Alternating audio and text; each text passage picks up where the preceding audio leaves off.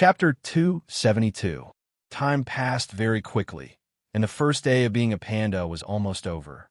The light in the forest became dim. Daisai realized that the visual and auditory abilities of pandas were not very developed. The only thing that could be considered developed was their sense of smell. All the smells in the forest were under his control. In the nearby area, there were no other pandas that had used the glands on their tails to leave a scent mark, so it was an unowned area.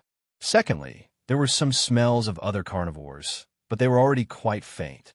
At least, they would not suddenly come out to attack them in a short period of time. Wild animals were not as common as imagined.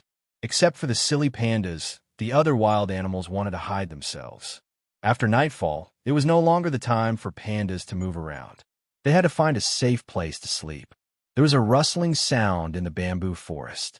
The two pandas could not hear it clearly, but they both smelled the scent of some kind of animal. It did not come from the ground, but from a more hidden place. This attracted Daisai's attention. He wanted to find out what was going on, but Yolashanda was still lying down. Although she was awake, she did not want to get up. Daisai licked his lips and finally resisted the urge to hunt. He would think about it tomorrow morning. He took Yolashanda and slowly went to a more suitable place to sleep. After sleeping for the whole afternoon, Xiao Qishi was no longer sleepy.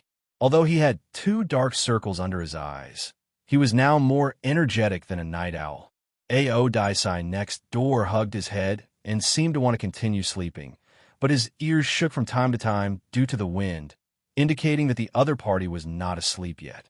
Yolashanda blinked and felt very happy at this moment. She hugged her feet and lay next to him. She was so happy that she wanted to bubble up.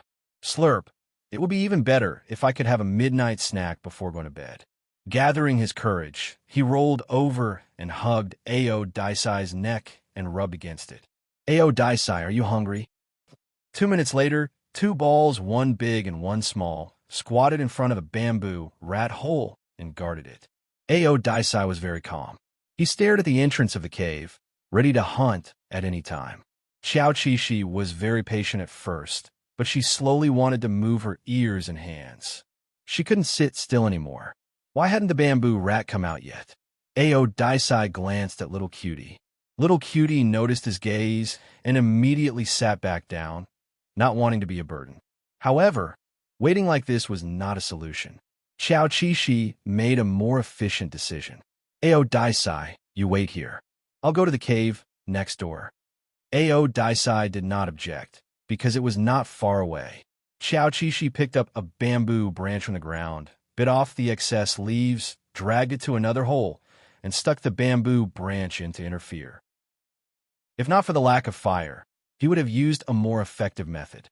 Daisai looked at Little Cutie's busy back and prayed that this method would work. After a while, Xiao Qishi was covered in sweat. Fortunately, his efforts were not in vain. He finally heard the sound of the bamboo rats squeaking in the hole, so he immediately reminded Daisai, "Our food is coming out. Be careful." Daisai did not need his partner to remind him. When a fat bamboo rat crawled out of the hole, his sharp eyes were locked on it. At the same time, he bit down on the bamboo rat's neck tightly. For a moment, squeaking sounds rang out in the forest. Daisai increased the force of his bite and used both hands to cover the bamboo rat that was trying to escape. This process lasted less than half a minute, and the unlucky bamboo rat was declared dead. Xiao Qishi quickly ran over, wanted to take a bite of meat from her boyfriend's mouth. Although he felt that the bamboo shoots were delicious, it did not stop him from wanting to eat meat. Of course, Daisai did not mind sharing the food, but he had to deal with the fur and bones first. He had to cut open the stomach and remove the inedible parts before giving the meat to Yolashanda. He was not like this in the past, but now he was very particular about it. No matter how fat a bamboo rat was, there was a limit. Yolashanda ate the meat and licked the blood on his claws. The bamboo rat was delicious, but there was not enough meat. He and Daisai did not eat to their heart's content. As they were not in a hurry to sleep, they caught another one. However, when they were halfway through eating the second one, they heard some unusual movements. They were afraid that the smell of blood had attracted the carnivorous animals. Yilashanda sighed. They were so used to being wild that they did not consider the danger of eating supper in the middle of the night. Ao Daisai was very calm. He held the remaining half of the bamboo, rat in his mouth, and took Yilashanda to hide first. A thin jackal came over and ate the remains and fur that they left behind.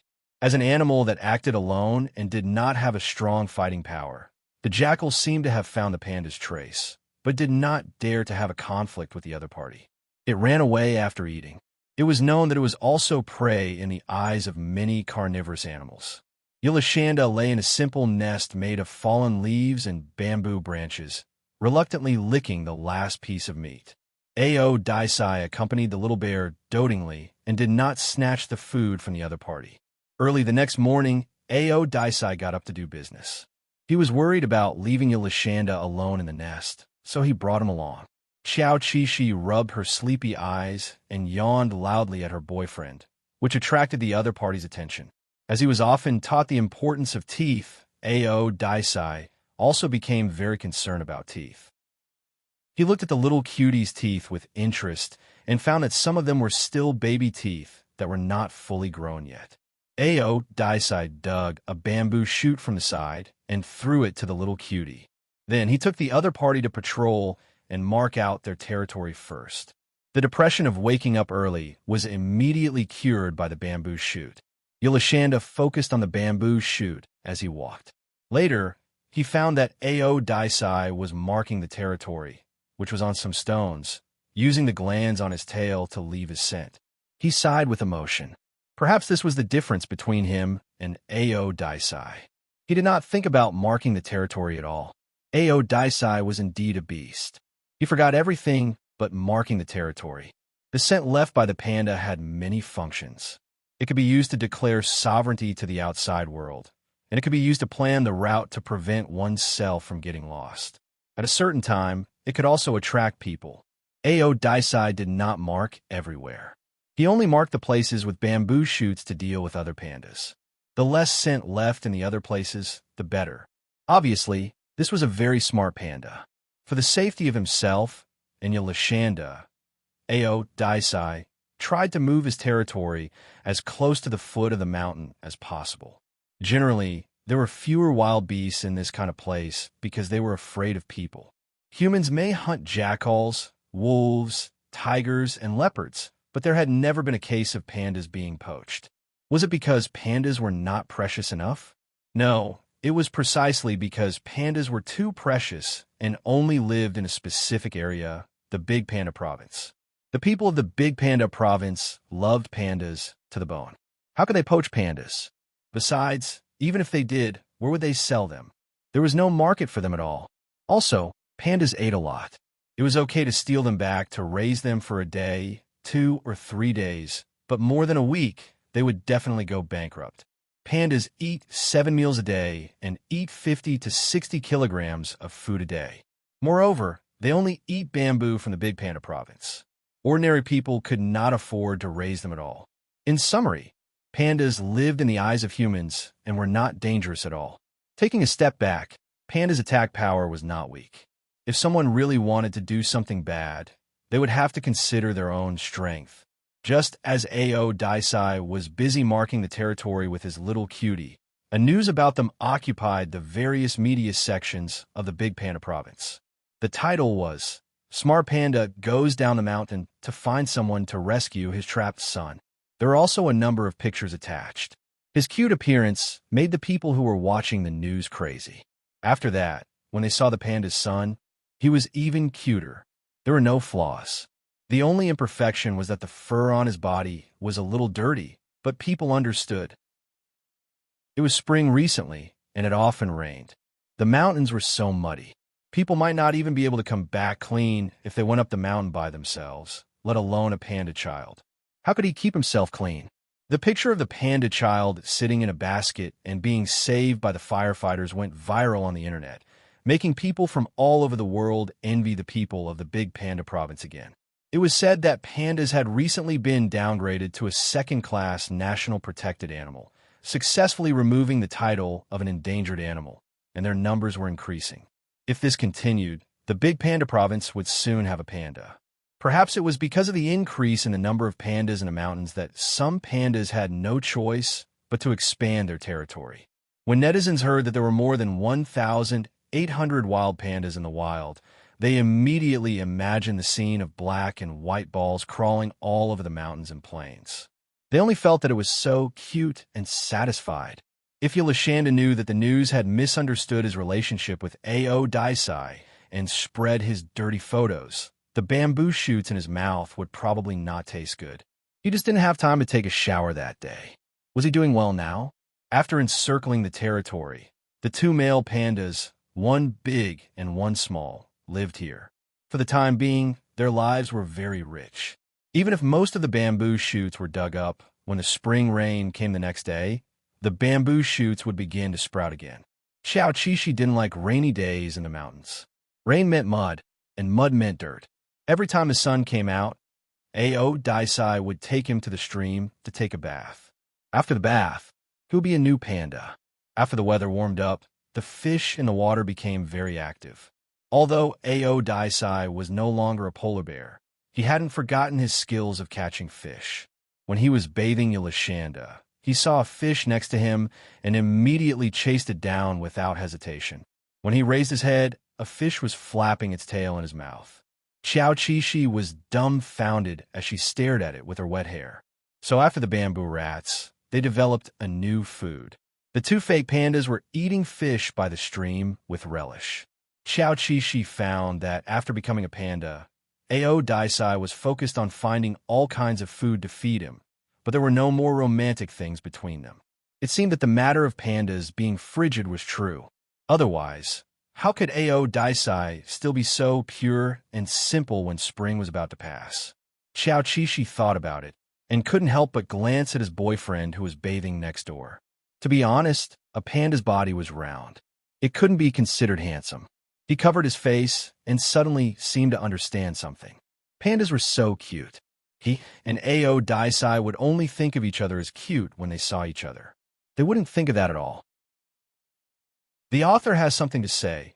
Little Bear Xiao, you have to believe that the way you dug out the bamboo rats seriously is very handsome. Chapter 273. The panda's living environment seemed difficult, but it was already better than many wild animals. Through this period of adaptation, A.O. Daisai had already tasted the benefits of being a panda, and he liked his current life very much. He was enjoying the water in this natural stream that he had always loved.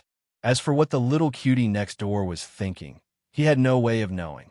He only thought that the other party was immersed in a happy bath like him.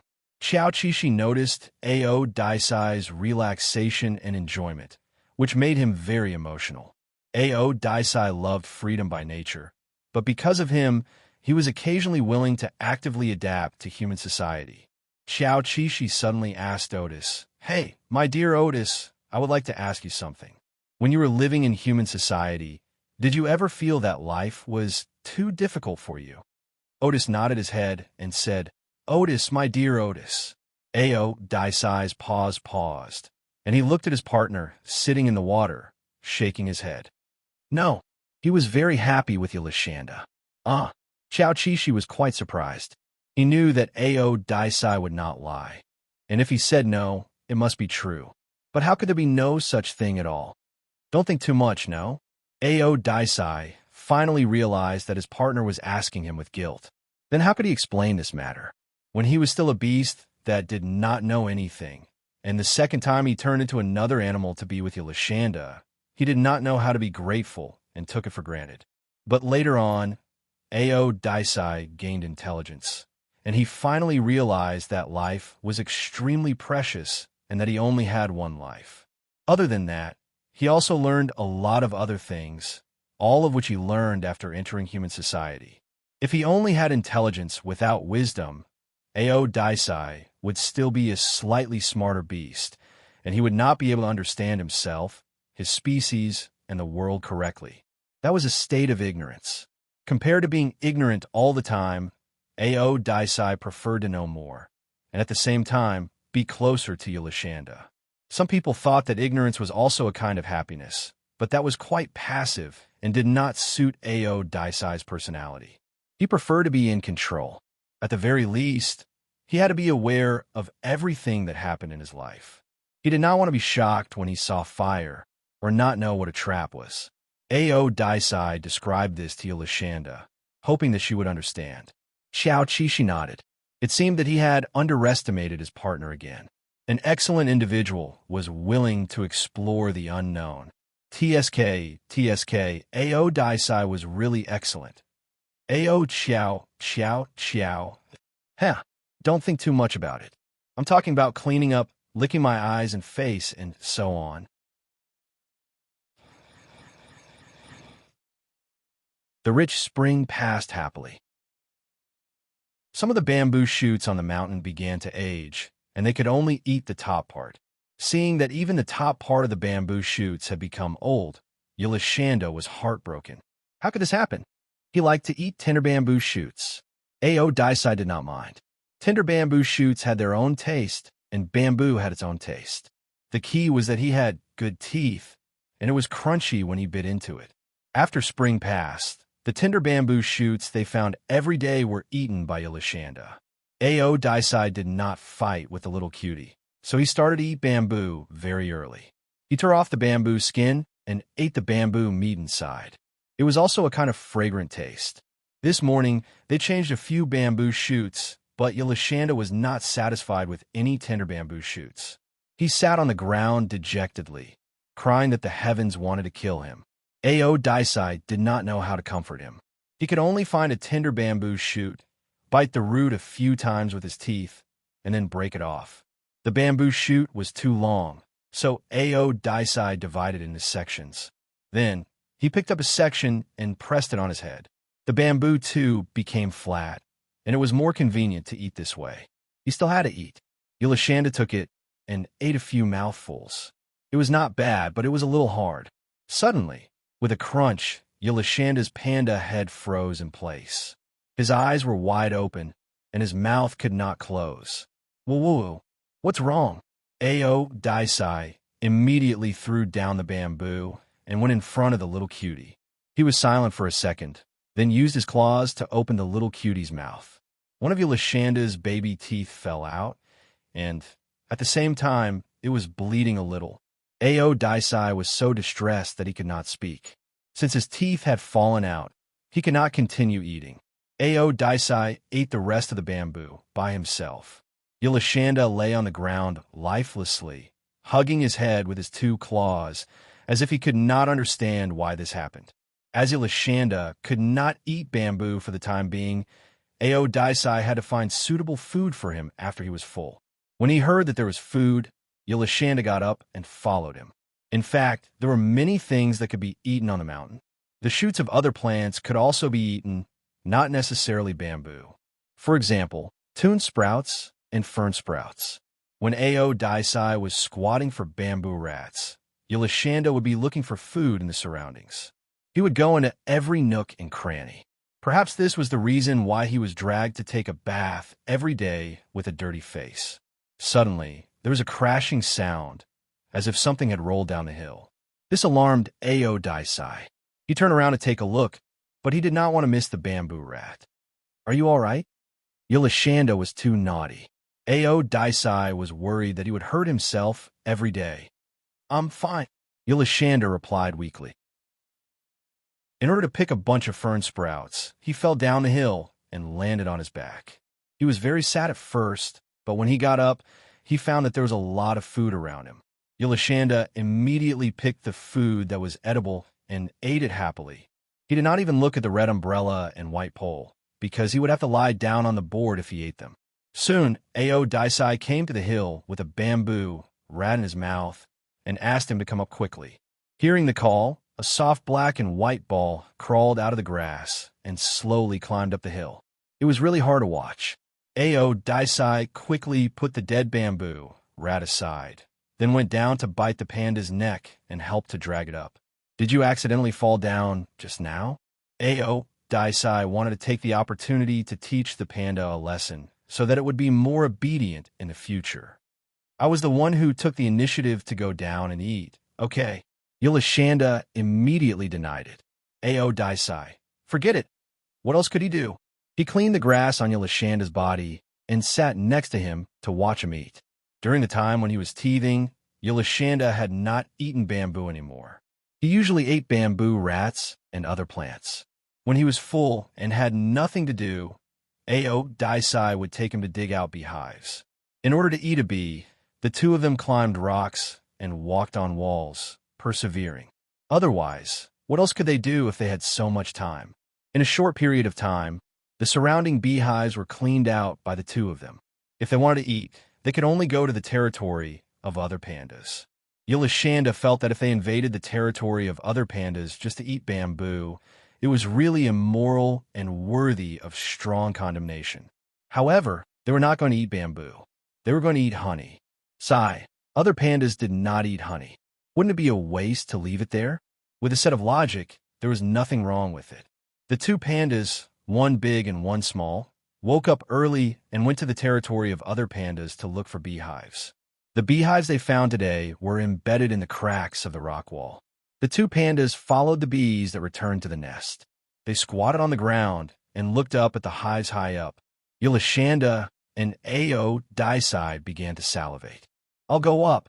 You wait for me here. Ao Daisai obviously did not put this cliff in his eyes. He instructed Yulashanda and began to climb up. The smart Ao Daisai planned the perfect route. It was only a matter of time before he climbed up. That handsome climbing posture made Yulashanda's eyes sparkle. Ao Daisai found a foothold next to the hive. He grabbed a stone with one paw and stretched out the other paw to grab a piece of the hive and break it off.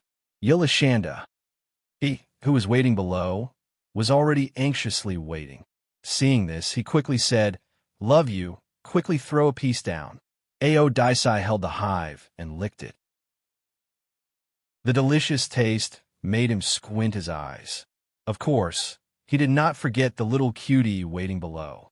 He threw the first piece of the hive down. "It's coming, catch it." "Okay." Yulashanda stood upright, raised his hands, and stared at the piece of the hive that fell down. Through constant adjustments, he successfully came into contact with the delicious food. The next second, he immediately stuffed it into his mouth and ate a mouthful greedily. The sweet taste instantly cured his depression of losing teeth. However, the good times did not last long. As he ate, Ao Daisai suddenly reminded him nervously that an adult male panda was coming. It should be the lord of this territory. Xiao Qishi's brain immediately stopped working. He was at a loss. What should he do? It was not that he could not run, but he did not want to run. He had just eaten the honey. Ao Daisai was very calm. Climb up. Although Yulashanda could not climb up or down the tree, this was a rock wall. He had taught Yulashanda rock climbing before, so this should not be a problem. Climbing up is a good idea. Yulashanda immediately held the hive in his mouth, licked his claws clean, and crawled away. When he was halfway up, the male panda came over. He had a tiger's back and a bear's waist. He was fat, but he seemed to be very angry. Other pandas had intruded into his territory, so he was aggressive and seemed to be looking for trouble. Woo woo woo woo woo woo woo woo. The giant panda's fierce cries resounded throughout the surroundings. The other party's ferocious look of looking for trouble almost made Alexander flip over. "Oh, I'm sorry, you're really cute, and your honey is really delicious." Yulashanda, who deserved a beating, admired the angry Gungun for a while before turning around and climbing up. Ao Daisai was quite worried that the panda would catch up. Out of helplessness, he broke off a piece of the hive and threw it down to see if the panda would eat it. It could only be said that Ao Daisai's aim was very good. The thing he threw down hit the panda's head. The panda was stunned for a moment, then touched its head and leaned closer to sniff the ground. The next second, the panda picked up the piece of hive, then sat on the ground and began to enjoy the delicious food. What crusade against the invaders? These were all forgotten. The fierce Gungun immediately became charmingly naive Gungun. Yulashanda was quite convinced. For a moment, he did not know whether to praise his boyfriend for being quick-witted or to admire Gungun's good heart. The real Gungun, honey, give it to me. Chapter 274. It seemed that everyone knew that as long as the pandas had delicious food in their hands, they wouldn't care even if the sky collapsed. The zookeepers in the zoo often used apples and pots of milk to exchange for their cubs. After resolving the crisis, Ao Daisai and Yulashanda enjoyed the honey on the rock wall. Occasionally, they would break off a piece and throw it down to the panda as payment for passage. When they were full and wanted to leave, they cleverly threw down a larger piece of honey. While the panda was focused on eating, the two pandas sneaked down and slipped away. The panda finished the last piece of honeycomb and licked its claws, still wanting more. But when it looked around, the food was gone, and the two intruders that made it angry were gone. Everything was like a dream. At this moment, the two black and white balls shuttled through the forest like two black and white glutinous rice balls. They were cute and leisurely. It wasn't that there weren't any carnivores targeting them these days. The main reason was that there were adult pandas guarding them, so ordinary carnivores didn't dare to act rashly. But if the subadult pandas were alone, they wouldn't be so lucky. Xiao Qishi knew this. Usually, no matter how naughty he was, he didn't dare to be too far away from Ao Daisai. After night fell, a leopard cat jumped up and down in the dark forest. Its shimmering eyes occasionally startled Yulashanda. It was the first time he and Ao Daisai had seen a leopard cat. They only felt that this guy's fur was very beautiful. Other than that, there was nothing special. Ao Daisai only cared about whether the other party was strong or not, and whether it could be eaten. If it wasn't a threat and couldn't be eaten, he wouldn't pay attention. He seemed very indifferent and ruthless. It was hard to imagine that he actually had a gentle and cute side. Yulashanda would be curious and exclaim that the other party was good-looking. No wonder it was so expensive. However, leopard cats were very ferocious. When they encountered old, weak, and sick pandas, they didn't hold back. Thinking that this was the natural enemy of Ao Daisai and himself when they were old and weak, Xiao Qishi lost the mood to appreciate the other party's beauty. He hurriedly followed his boyfriend and went home to sleep. After entering summer, the bamboo in the territory became even more verdant and lush. As for tender bamboo shoots, there was not a single one left. Yulashanda's teeth grew very slowly, so he still refused to eat hard bamboo. He knew that a delicate and picky panda like himself would not be able to survive in the wild. But fortunately, he had a good boyfriend who worked hard every day to find food for him that didn't waste his teeth until his teeth grew back. In the blink of an eye, it was summer. The weather was getting hotter, and the air at low altitudes was particularly dry. The two pandas felt uncomfortable, so they decided to move to higher altitudes. The only advantage of summer was that the fruits on the mountain were ripe. Pandas relied on their heaven-defying sense of smell to know where the delicious fruits were. Ao Daisai was tasked with picking the fruits from the trees. He knew that his partner would not be able to handle the tall trees. The problem was the fruits would fall from a high altitude and would easily be smashed to pieces. Because of the problem of the smashed fruits, Yulashanda lost his temper. Ao Daisai felt wronged. After all, this was not something he could solve. In order to not eat the smashed fruits, Yulashanda practiced a good skill of catching things from a high altitude. Or, he would let Ao Daisai throw the fruits onto his stomach. Pandas had rough skin and thick flesh, so the fruits did not hurt at all when they were thrown onto their stomachs. Perhaps it was because of the high sugar and protein intake every day, Yulashanda grew very quickly. His teeth had already become sharp, and he was also gaining weight. Ao Daisai was slowly unable to move him anymore. Sometimes, when Yulashanda fell into a pit, it would take a lot of effort to get him out. This was a good thing. Both of them knew that gaining weight was something to be happy about. Yulashanda noticed that Ao Daisai's gaze had become deeper recently. Occasionally, he would be lost in thought, as if he was thinking about something it couldn't be, right? Yulashanda felt that he must be thinking too much. Ao Daisai was not such a bear. He was upright and innocent, lying in the nest and enjoying the wind. He would take a fruit to eat when he was bored. He really liked this kind of life. Ao Daisai had his back to him and was busy with something. Xiao Qishi was curious and could not help but get up to take a look. He saw that Ao Daisai was using his teeth to tear the bamboo into strips. It seemed like he wanted to use these strips to weave tools. Although the idea was not bad, it was too troublesome. Their claws were not as flexible as humans. Even if they had ideas, they could not do it. Xiaoqishi thought for a while. Actually, there's no need to go through so much trouble. We can walk around the foot of the mountain. The villagers at the foot of the mountain were all good at weaving. Every household had a lot of bamboo weaving tools, and many of them were placed directly at the door. Ao Daisai did not seem to believe in heresy. When he realized that he really could not do it, he accepted Yulishanda's suggestion and went down the mountain to take a look.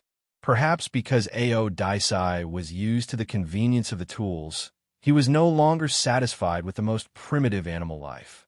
Occasionally using tools could indeed improve his and Yulishanda's happiness. Ao Daisai was not at all ashamed of coveting the bamboo baskets in the villagers' houses.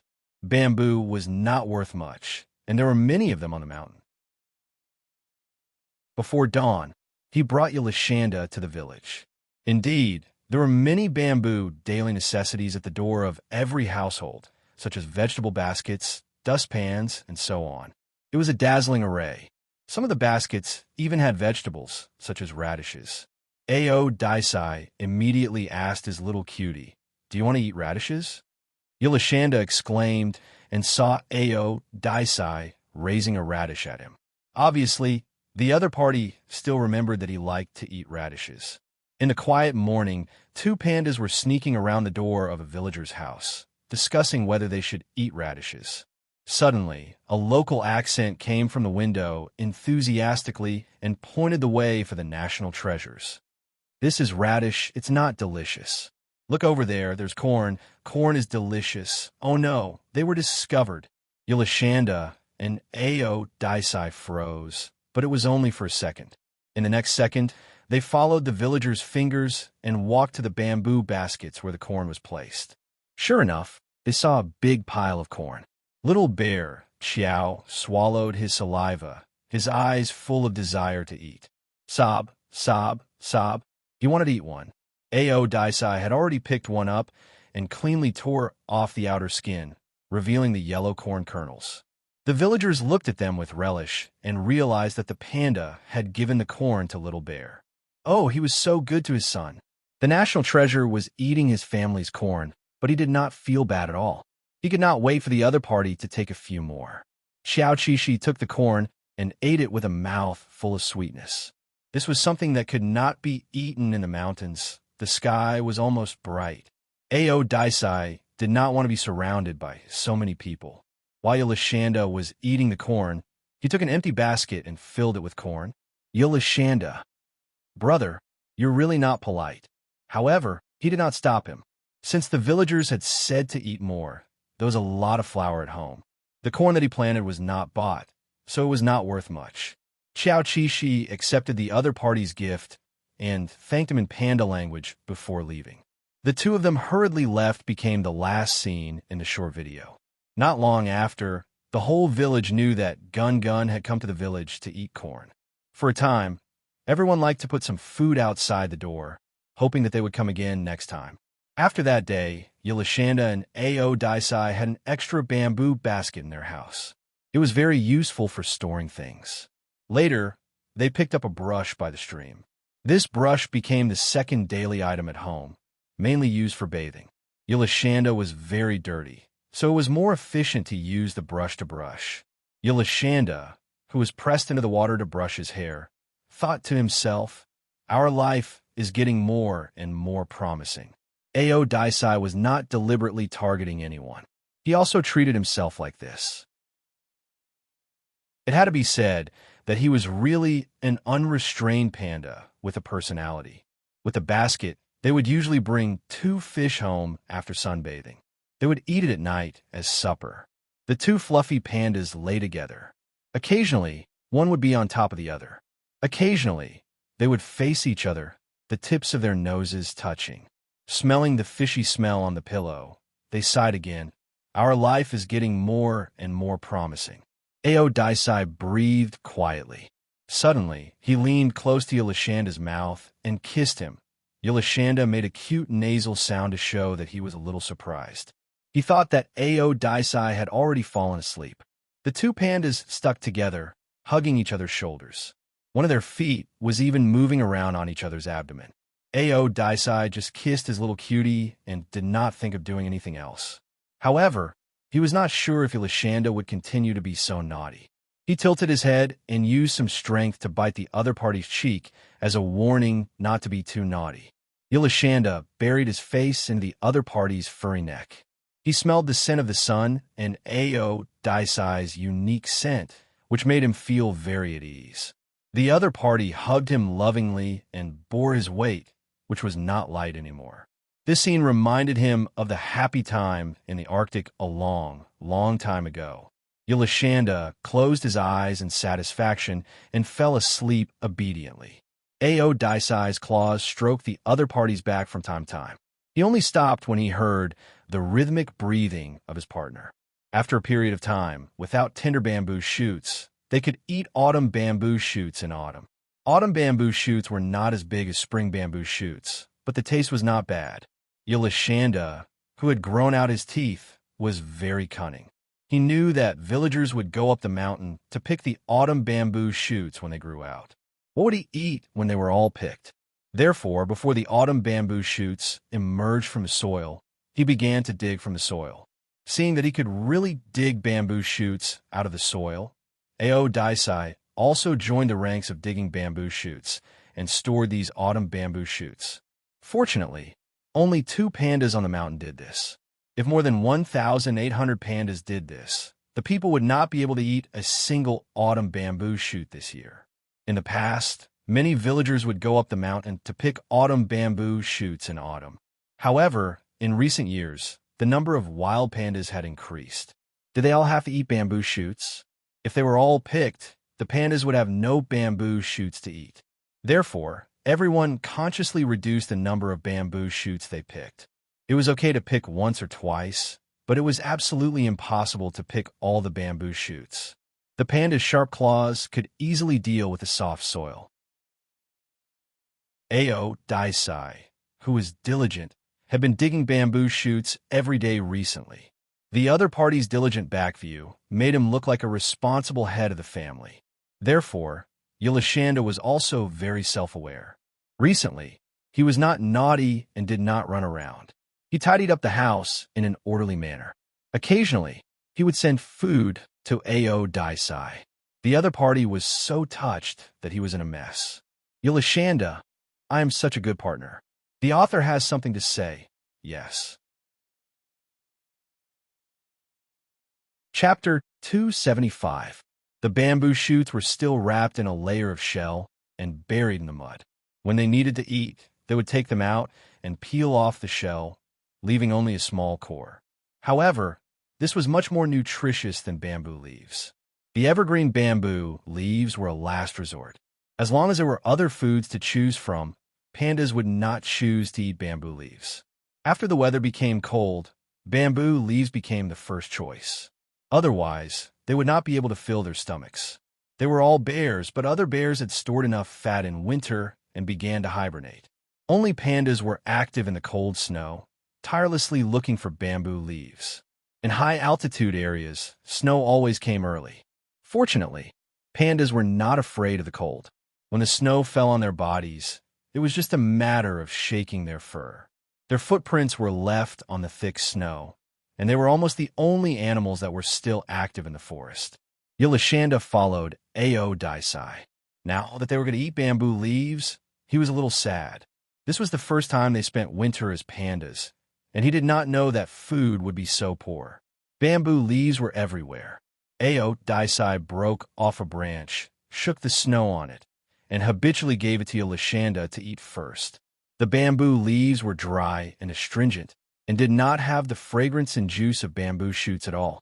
Eating them was like eating dry leaves, and the water content was pitiful. Yulashanda chewed a few mouthfuls like chewing wax. In the end, it was too difficult to swallow, so he quietly threw it away. Yulashanda. Ao Daisai did not say much. It was just a faint sentence, but it was enough to express what he wanted to say. The bamboo leaves are dry and astringent. They always scratch the throat. Xiao Qishi muttered. It was undeniable that the bamboo leaves did scratch the throat. After a while, Ao Daisai sighed softly. It had snowed in the mountains for several days, and it was not easy to catch prey. They had finished eating the bamboo shoots, and if they did not eat the bamboo leaves, they could only go down the mountain to ask for food. Then let's go down the mountain? Ao Daisai thought for a while and said. His little cutie had always been pampered and did not lack food. Who knew that panda food was so poor in winter? Okay. Yulashanda immediately hugged his partner's leg. He felt that he could not bear this grievance. In fact, he actually had a bolder idea. Instead of going to the village to eat, it was better to go to the national unit to eat. In the village, it was the hard work of the people. It was different if he went to the national unit. He could freeload on food and drinks without any qualms. But he did not say it. He thought that it should not be. Just like that, the two pandas had no choice but to brave the wind and snow to descend the mountain. At this time, the villagers had all closed their doors and stayed at home to keep warm. Suddenly, they heard movement outside the door and looked out through the glass window. Oh, it's pandas! It had a round head, a fat body, and two iconic eyes. It was looking around as if it was asking, "Why is there no one here? Where did everyone go?" Of course, it was not the harvest season. Only during the harvest season would the villagers habitually pile food in front of the door. Xiao Qishi was not surprised. He said that it was not a good idea to eat in the village. Ao Daisai looked around the door, but did not find anything to eat. There were a few corn hanging on the beam, but they were already dry. Ao Daisai comforted Yulashanda with a little heartache and led him to the next house. But at this time, the door of this house suddenly opened, and a little girl in a cotton-padded jacket came out with a bowl of hot porridge. It was her first time feeding a panda, so she was very nervous. She did not know if pandas eat porridge with sugar sprinkled on it. There was food. Ao Daisai brought Yulashanda back. The little girl skipped and came to the food in a few steps. Woo, woo, woo, woo, woo, woo, woo. The little girl was excited and happy when she heard the pandas cry. The cute panda put his head into the bowl and ate happily, as if he did not mind the porridge. Of course, Xiao Qishi did not mind sweet porridge. He could eat this every day. Ao Daisai, it's sweet porridge. Come and eat. The smaller panda called the other panda over to eat. They came down from the mountain early in the morning, and both of them were hungry. It was just right to drink a mouthful of hot sweet porridge to warm their stomachs. Ao Daisai accepted his partner's kindness and shared a bowl of sweet porridge with him. Little Bear, who still hadn't had his fill, licked the bowl loudly after finishing his meal. He even picked it up and licked it with his head raised. Their cute appearance soon attracted a group of villagers to come and watch. Everyone was talking at once. They guessed that these two pandas must have been hungry on the mountain, so they came to the village to look for food. Pandas were too pitiful in winter when they could not find food. The villagers went home to feed the pandas, but the villagers knew that they could not afford to raise two pandas. They had to be raised by the country. Through the phone calls of the enthusiastic villagers, the relevant departments soon learned that there were two hungry pandas in the village. However, what they did not know was that these two hungry pandas were not incapable of foraging for food. They were just picky eaters. Under normal circumstances, the country would not take wild pandas back to raise unless the wild pandas had lost the ability to survive independently. For example, the two pandas that appeared in the village now. Because the villagers' food was richer than on the mountain, they obviously did not want to leave the village. But how could this be? It would be a burden to the villagers. The unit immediately sent people over to send the two pandas back to the mountain. When a uniformed uncle came over to pick them up, they were eating with relish. Then they were educated. The uniformed uncle didn't know whether to laugh or cry. Life in a village is good, right? It's good, but this is not where you two live. You should go back to the mountain, understand? Another uniformed uncle said, "It's not that everyone doesn't like you, but you eat a lot. Who can afford to raise dozens of kilograms of food a day? Pack up and go back to the mountain. Feed yourself. Be good." They were forced to be carried into the car. The two pandas did not resist because they were still holding the big white steamed buns given by the villagers. When Alessandro was sent back to the mountain for the first time, he was like a newbie who had been caught committing a crime for the first time. He lowered his head throughout the whole process, looking down at his own paws and scratching his head. He did not dare to be arrogant at all. She also reflected on herself in her heart. After going back, she would live well and not go to the village to eat and drink. Ao Daisai did not seem to care. If it were not for Yolashanda's request to go again, he seemed to be able to tolerate the unpleasant leaves. The villagers found that the pandas came back a few days after they went back. They were very happy. After feeding the pandas, they called the staff as if they were reporting good news. Aha! The pandas are here again. The staff. So they came again. This time, they found that the pandas ran away when they saw them from afar. They seemed to be very resistant to getting into their car. The staff had to tell the villagers, don't feed them next time. The villagers, I can't bear to. The staff, the leaders of the unit heard that there were two pandas in the village for a long time. It was inappropriate for the villagers to feed them all kinds of food. In order to deal with these two pandas who refused to change, after a meeting, the unit decided to temporarily keep these two pandas in the nearest panda base before the beginning of spring next year. When there was more food on the mountain in spring, they would return. Yolashanda and Ao Daisai came to the village again. The two of them were immediately caught by the uniformed uncle who was squatting and forced into the car. Of course, the two pandas resisted with all their might. They barked like dogs and even attacked people. The uniformed uncle immediately stuffed the apples and cornbread that he had prepared into their hands. The two pandas immediately stopped barking. Yolashanda and Ao Daisai sat in the spacious car and ate happily. The staff who accompanied them all the way smiled. Are you happy? I'll take you to the base to spend the winter vacation. You can eat good food every day. Ao Daisai understood this sentence. He felt that the little bear would be very happy. You've asked for benevolence and got benevolence. Ao Daisai. ?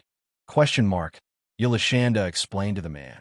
He said that we achieved our goal by unscrupulous means. The car with the two wild pandas drove all the way back to the panda base.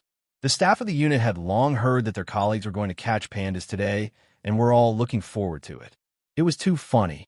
Two wild pandas who refused to change were going to be caught and brought to the base to be modified. As soon as the car stopped, a group of people gathered outside the car. Someone asked worriedly, do these two wild pandas bite people? Are they good-tempered?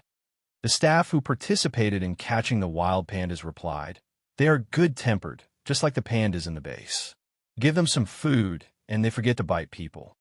However, they still couldn't let their guard down. They all wore special protective clothing before they dared to approach. The apples on the way had long been eaten. The two pandas only had a very well-made cornbread left in their hands. When they were carried out by the staff, the people around them were very surprised. These two wild pandas are so white. Why do I feel that they are whiter than the pandas in our base? According to their impression, wild pandas were all dirty. How could they be as beautiful as these two words? Not only was the white fur on their bodies very white, but their eyes and noses were also unbelievably clean. Pandas brought back to the base for the first time had to be tested to know their age, gender, and health. The test was even more surprising. The two pandas were very clean. Even a cotton swab in their ears couldn't find any dirt. They were too clean. Their teeth were also clean. When the doctor checked their teeth, they actually opened their mouths very cooperatively, as if they also wanted to know if there was any problem with them. The main one was Yolashanda. The doctor looked and said, there's still a baby tooth that hasn't fallen out. The rest have been replaced. The teeth are very neat and there are no deformed teeth. Ao Daisai was relieved. Then, the doctor measured Yolashanda's size and judged his age. It was said that he still had a year and a half before he entered the juvenile stage. And his own test report showed that he was at the peak of his juvenile stage this year and was about to mature. Perhaps because he had bad habits when he was young, one of his teeth didn't grow properly and squeezed other teeth. Maybe he needed surgery. Okay, Yolashanda said that teeth were very important. Ao Daisai would cooperate with the surgery. In order to know what the relationship between the two pandas was, the doctor did a DNA comparison for them and found that they were neither relatives nor friends. They were neither father nor brother, but they didn't know how they became inseparable companions. This was a very strange thing. Wild pandas were not social animals. They prefer to be alone and occupy their own territory. How did the two male pandas become companions? Because the two wild pandas had good tempers, the staff decided to put them in a panda group and not raise them alone. However, the big panda had to undergo dental surgery in the next few days, so it would be raised alone for the time being. The small one was put in a group with a group of underage pandas, hoping that the indigenous people wouldn't bully him. Early in the morning, the staff came over to take A.O. Daisai for dental surgery. He was hugging the small panda and seemed to have just woken up. The staff coaxed him softly, Come, drink a basin of milk, and then go for surgery. Not only did the big one have to go for surgery, but the small one also had to be taken out to live in the garden. A.O. Daisai saw at a glance that they were going to take away Yulashanda, so he didn't even look at the food that the other party gave him, until the staff told him that all the arrangements were for their own good, and that they wouldn't let the small panda be bullied by other pandas, and that after the surgery, he could still live with the small panda. Yulashanda knew that he had to live with other pandas, so he didn't mind. He didn't care whether they live in a group or not. The main thing was that the food here was delicious. A.O. Daisai, hurry up and drink. After the surgery, it won't taste good anymore. Drink it while it's hot, Yulashanda said worriedly. The author has something to say. Wild pandas have free medical benefits, calling on all wild pandas to come for a checkup.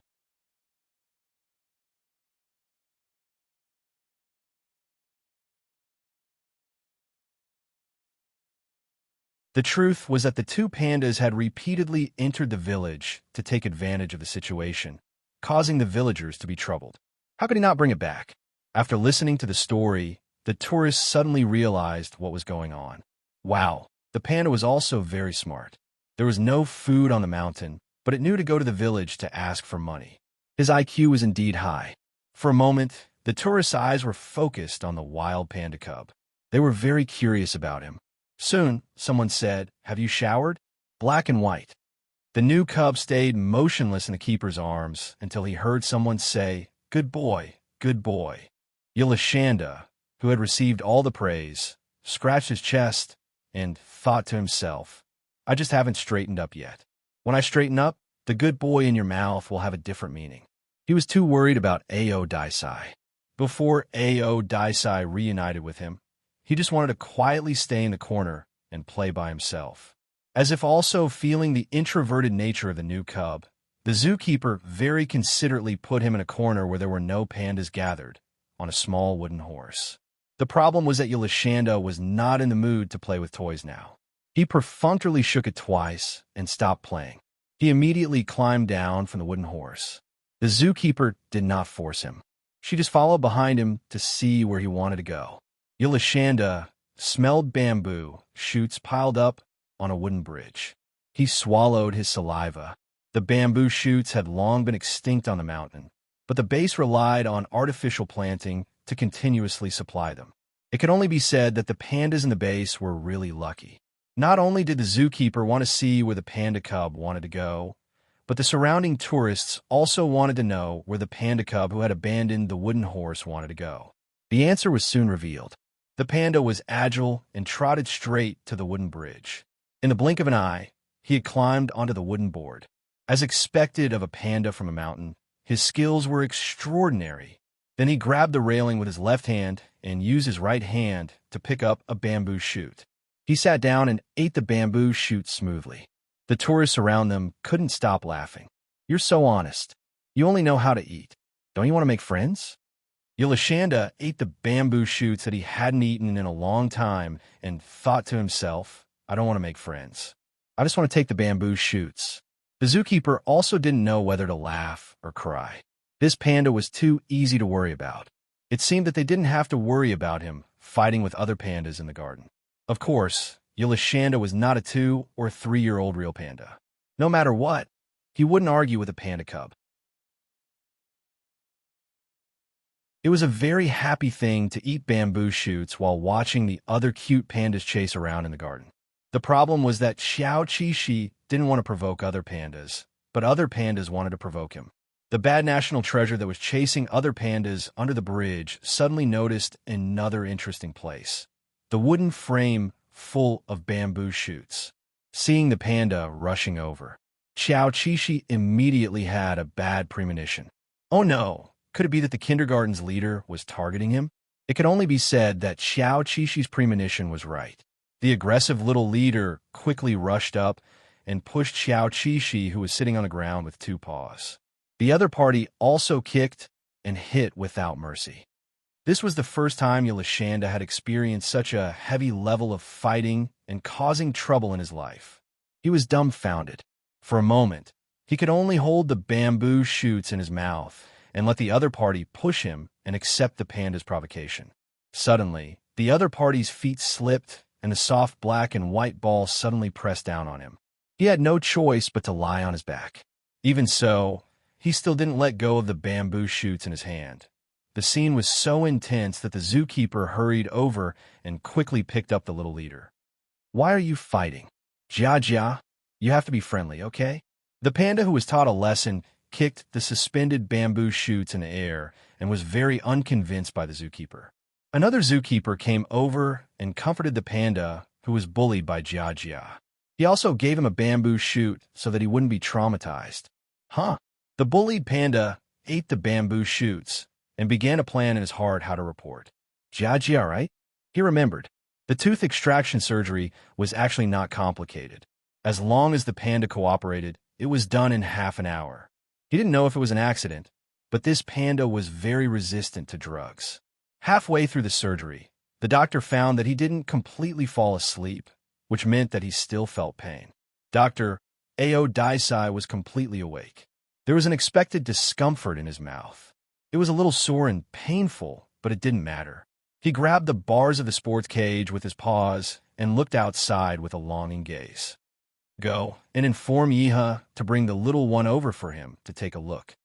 The doctor felt the panda's psychological activities and was also very touched.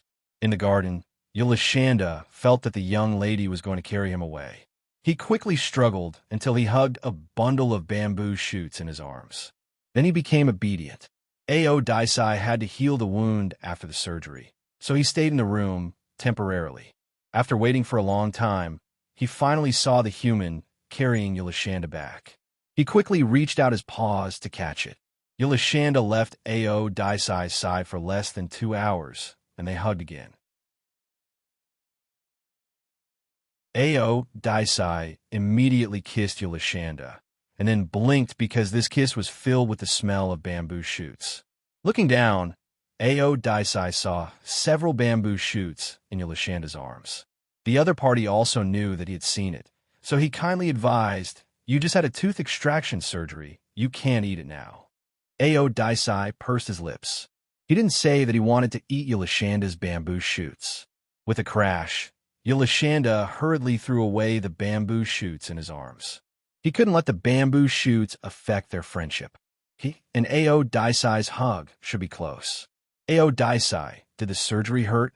Ao Daisai used the tip of his tongue to lick the empty space and nodded. A little, but wasn't very painful. The only trace of discomfort disappeared after hugging the soft and fragrant Yulashanda. "Wax, don't be afraid. You'll be fine in 2 days." Yulashanda placed his paws on Ao Daisai's back and comforted him. Okay. Ao Daisai liked Yulashanda's concern. He felt much better now. After sleeping for a while, the effects of the anesthetic completely disappeared. When Ao Daisai woke up, it was already evening. He heard the sound of food being eaten echoing in the room. He opened his eyes and saw Little Bear sitting beside him, eating bamboo shoots with his legs crossed. This scene made him hungry. Yulashanda, who was enjoying the food, suddenly realized that Ao Daisai was awake. He quickly shook his ears and made a cute expression to welcome him. "Are you okay?" Ao Daisai propped himself up and kissed Little Bear, who was beside him. He was fine. It was just a tooth extraction. His current situation was not worse than Little Bear's swollen face when he was stung by a bee. The staff seemed to have noticed that Ao Daisai was awake through the surveillance camera, so they quickly sent over a meal meant for patients. It was a fragrant paste. Yolashanda smelled the paste and felt that the bamboo shoots in his hands suddenly didn't smell so good. Under the gaze of the staff, Ao Daisai pushed his dinner in front of his partner, as if he wanted him to taste it too. Yolashanda quickly shook his head. According to his experience, a patient's meal only smelled good. Don't try to trick him into eating it. However, Ao Daisai really wanted to share it with Little Bear. He took a bite and then put it on Yolashanda's mouth. This way, the other party would also have to taste this patient's meal. The staff who was squatting outside the fence and watching them eat felt as if his soul had left his body. He held his face with both hands and did not come back to his senses for a long time. Oh my God, this panda brother has some social skills. Yolashanda, who did not want to flirt in front of the staff, quickly hugged his bamboo shoots and moved to the side. He used his but to face the hooligan who suddenly acted like a hooligan. I'm so angry. I almost barked because of Ao Daisai. The author has something to say. I haven't had the time to complain.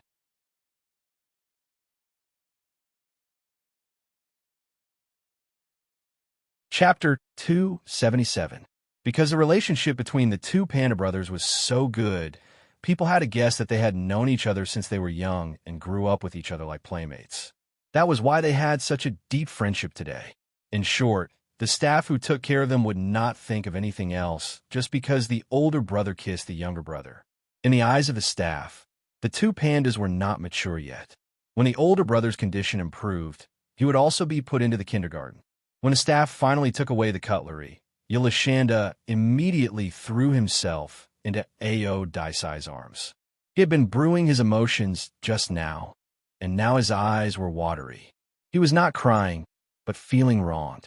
Ao Daisai, I was hit. Ao Daisai, who had just eaten his fill, was so frightened that he burped, almost scaring the panda next door. Seeing that the other party was very angry, Yolashanda quickly patted his chest. Don't be agitated. It's not that serious. It's just a routine fight. It was just a daily conflict between glutinous rice balls. Who is it? Ao Daisai quickly recovered. He pressed down on the paw that was moving around on his chest, exuding a serious aura. It seemed that he was going to find fault with the panda. Yolashanda. His name is Jia, but he's just a naughty panda. Don't hurt him. He's a national treasure. Ao Daisai muttered. I'm also a national treasure. That was true, and Yolashanda could not refute it. 2 days later, Ao Daisai's condition was good, and he was usually very docile and quiet. The staff of the entire base liked to interact with him.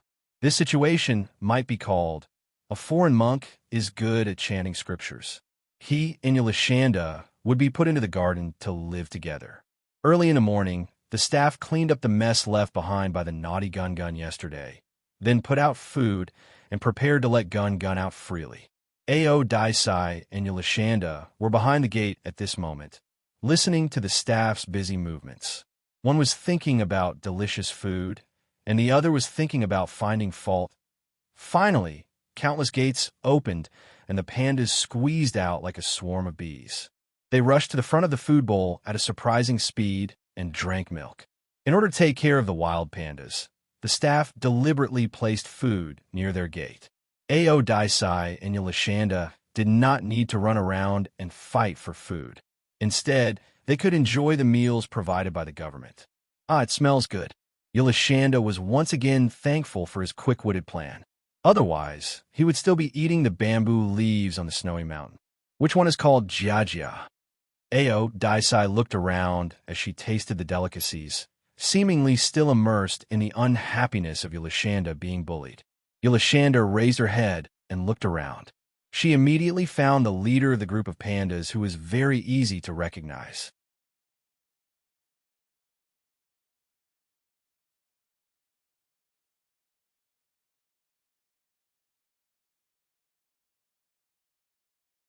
The author has something to say. Ao Daisai is so smart. He gave advice to the little cutie digging a hole.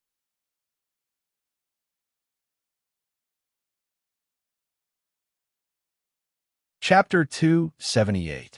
Ao Daisai held the fragrant little bear brought back by the breeder and habitually began to check inside and out, as if he was questioning whether the breeder had washed it clean. Finally, he licked Yulashanda's ear with satisfaction. He just didn't understand why the little bear, who had achieved its goal of bathing, was so listless. Did something unpleasant happen during the bathing process? Yes, he had just discovered an unpleasant blind spot. But this was not Ao Daisai's fault. There was no reason to lose his temper at the other party. Xiao Qixi clenched its paws and reluctantly accepted the fact that it had a bad reputation. It was interesting to say that since he had a fight with the little leader panda, the other party seemed to have changed its personality. Not only did it no longer hit him when it saw him, but it also rubbed against him to show its goodwill.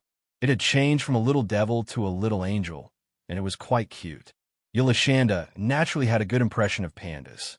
This time, he also generously forgave the other party and accepted this closeness. The tourists and the breeder raised both hands in approval for the indigenous little tyrant and the wild panda to become good friends. This was a situation that they liked to see. Ao Daisai was a little awkward. Usually, Yulashanda only stuck to him to play, eat, and sleep together. Now that she had a new friend, she had less time to spend with him. And pandas were very ignorant and liked to stack up into human pyramids. Ao Daisai hated to see other pandas and Yulashanda stack up into human pyramids. He didn't seem to object, but in fact, he was watching closely.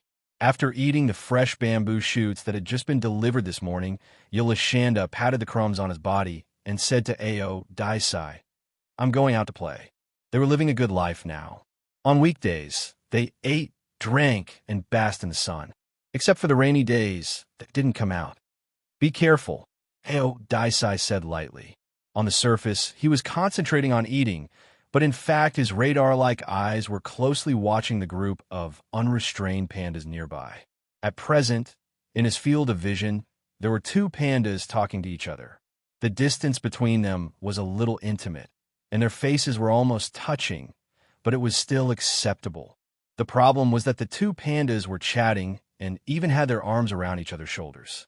Ao Daisai stared at the two bare heads that were too close to it. It bit off a section of the older bamboo shoot and spat it to the left. Its expression was a little cold. Later, he simply stopped eating the bamboo shoots. He threw the bamboo shoots down and walked over. Then, he used his body to intervene. "What are you guys talking about?" "Yulashanda? Question mark. Ao Daisai. Nothing much. Have you forgotten? He's a real panda, and he can't talk." "Ao Daisai, since he can't speak, why are you having so much fun with him?" Yulashanda was even more confused. "Because pandas are cute. I'm smoking pandas." "Forget it. Ao Daisai wouldn't understand anyway." The other party couldn't understand the human's love for furry things. "What's the matter?" If there was nothing, he still wanted to play with Jia. "There's something." Ao Daisai thought for a moment, then turned his back to Yulashanda. "My back is itchy. Help me scratch it."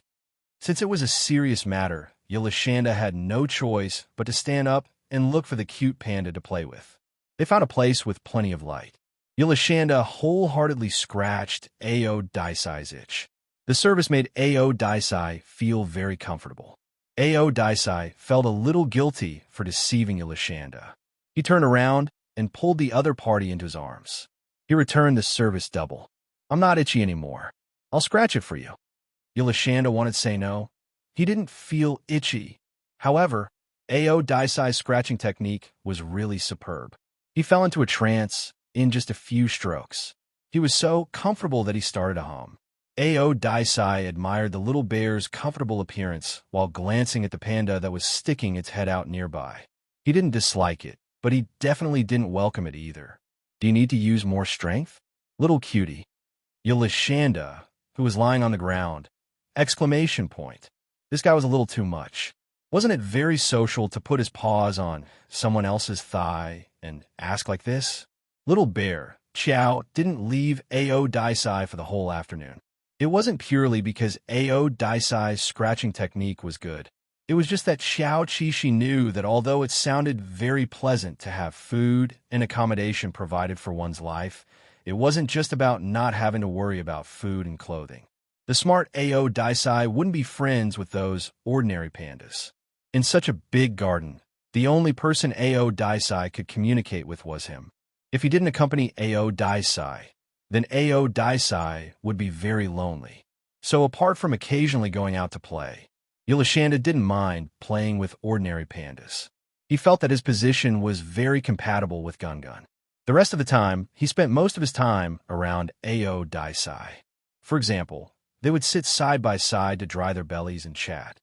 "Oh, Daisai, do you think the life of hunting and avoiding natural enemies every day is interesting? Or is it more interesting to have food and accommodation provided for you?" Ao Daisai, who had his paws next to his ears, whispered before he fell asleep completely, "It's interesting to be with you." Little Bear Qiao crossed his legs and felt like his heart had been hit. But he knew very well that the smart Ao Daisai had a lot of ideas, and what he said was only a part of them. They all knew that there was no perfect thing in the world. In the blink of an eye, they had stayed at the base for more than a month. The two wild pandas had adapted well. Apart from occasionally being caught for examination and data recording, their lives were very peaceful. Ao Daisai was still the panda with the best reputation in the base because he was too gentlemanly. When he was taken to the infirmary for examination, he would even help the young lady keeper pick up her hat. Because he was good-looking and had a good personality, the staff liked to give him food to eat. Of course, Ao Daisai gave these food to Yulashanda. Leaving a good impression also gave him more freedom. Occasionally, when they saw him wandering in places where he shouldn't be, the staff wouldn't panic because this panda had a stable temperament and was very human. Yulashanda said that he had learned something. He didn't expect that there would be such a convenience if he performed well. Not only that, Ao Daisai also indirectly revealed that he liked to watch videos by looking at the keeper's mobile phone. Then, the keeper arranged time for him to watch TV. There were countless examples like this. Ao Daisai became the most special panda in the base. Everyone trusted him very much. As for Yulashanda, even if he deliberately created his own bear persona later on, his image of rolling in mud had been deeply rooted in people's hearts. Naughty children weren't qualified to be trusted, so he could only rely on Ao Daisai. What kind of feeling did this feel like? If one had to describe it, it would be like the security guard of your neighborhood didn't recognize you as the owner of the house. Instead, he recognized your big golden retriever. With the big golden retriever around, you could pass through unimpeded. Without the big golden retriever, the security guard wouldn't even open the door for you. It was very strange. It might be a little inappropriate, but Yulashanda couldn't think of a better story. Ao Daisai didn't expect Yulashanda to be brooding over his terrible image and even reflect on it. He didn't think it was necessary. "What are you thinking?" He kissed Yulashanda's forehead and unceremoniously exposed himself. "I'm doing this to achieve my goal, but you didn't think so much. There's nothing wrong with that." Yulashanda was tongue-tied. He suddenly realized that Ao Daisai was really two-faced. The other party did all these unnecessary things to gain benefits. But as Ao Daisai said, there was nothing wrong with it. Anyway, he knew that Ao Daisai did everything for him, placing him on the tip of his heart. "You mean you don't mind me playing with those ordinary pandas like a real panda?" "I don't mind," Ao Daisai said. On the second day after he said this, he personally brought Alexander aside from the pandas and expressed his dissatisfaction both openly and secretly. Yulashanda, a male mouth, a liar. Because the two wild pandas were going to be released at the beginning of spring, the base decided to take a group photo of all the pandas in the kindergarten. The photo was taken on a sunny morning. The photographer was already in place, waiting to arrange the pandas in rows. Ao Daisai and Yulashanda were naturally very cooperative and sat in their seats early. However, the other pandas didn't cooperate. They were either crawling all over the ground or fighting with the next door. They were a little annoyed waiting. "These pandas are so difficult to deal with. I'm about to fall asleep," Yulashanda muttered. Hearing this, Ao Daisai put his arm around his partner's shoulder and let her rest on him for a while. When a situation was under control, he would call him. The photographer, who didn't know whether to laugh or cry, found that two pandas were particularly harmonious and loving, so he took a few precious photos in advance. He heard that these two wild pandas would only stay here for one winter. Next year, when the big panda reached adulthood, it might not come. The photo was a souvenir. In the photo, Yelashanda leaned against Ao Daisai quietly. The intimate atmosphere became a world of its own, as if the noise around them had nothing to do with them. At this moment, time seemed to have frozen. The cute picture touched the reverie of eternity in the bottom of his heart. The naughty Gun and the keepers in the base wouldn't know that they had encountered such two special souls. But they all knew that this encounter was very pleasant. At present, the mountain was still covered in snow, but everything was quietly changing. For example, under the ground, some plant roots had grown new buds, and the spring bamboo shoots were ready to welcome spring. On the day of the spring festival, the panda base was decorated with lanterns and streamers. The hard-working staff pasted the word fortune on every room of guns, as well as cleaning and so on. When everyone was busy on the walkway, Yelashanda leaned against the fence. Half of his face was almost overflowing from between the railings. When the staff passed by and saw his little hand, they would stop and shake it. "Don't make trouble, stay in the house." Yelashanda, who was pushed in a little, quickly moved back to his original position. He liked to sit here. He liked to stretch out his paws. Why couldn't he have this freedom? Ao Daisai wanted to tell him to come in.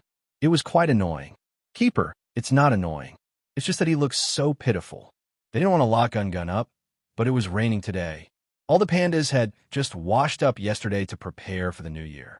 If they let them out to play today, the workload would increase exponentially. After a while, Yelashanda finally came in from the fence. Ao Daisai thought that he had thought it through and was ready to hug Yelashanda to take an afternoon nap. However, he was wrong. He saw Yelashanda come back with an empty stainless steel basin and go out again. Yelashanda's two paws went through the railings. He held the stainless steel basin and knocked it on the ground, trying to attract the keeper's attention. Even if they didn't let him go out for a walk, at least give him some apple cornbread or something. Ao Daisai, who was planning to take an afternoon nap, suddenly heard the sound of the little cutie hitting the basin. It was so noisy that his eyelids twitched. The author has something to say. I bet. Yelashanda's stainless steel basin will be confiscated. Chapter 279.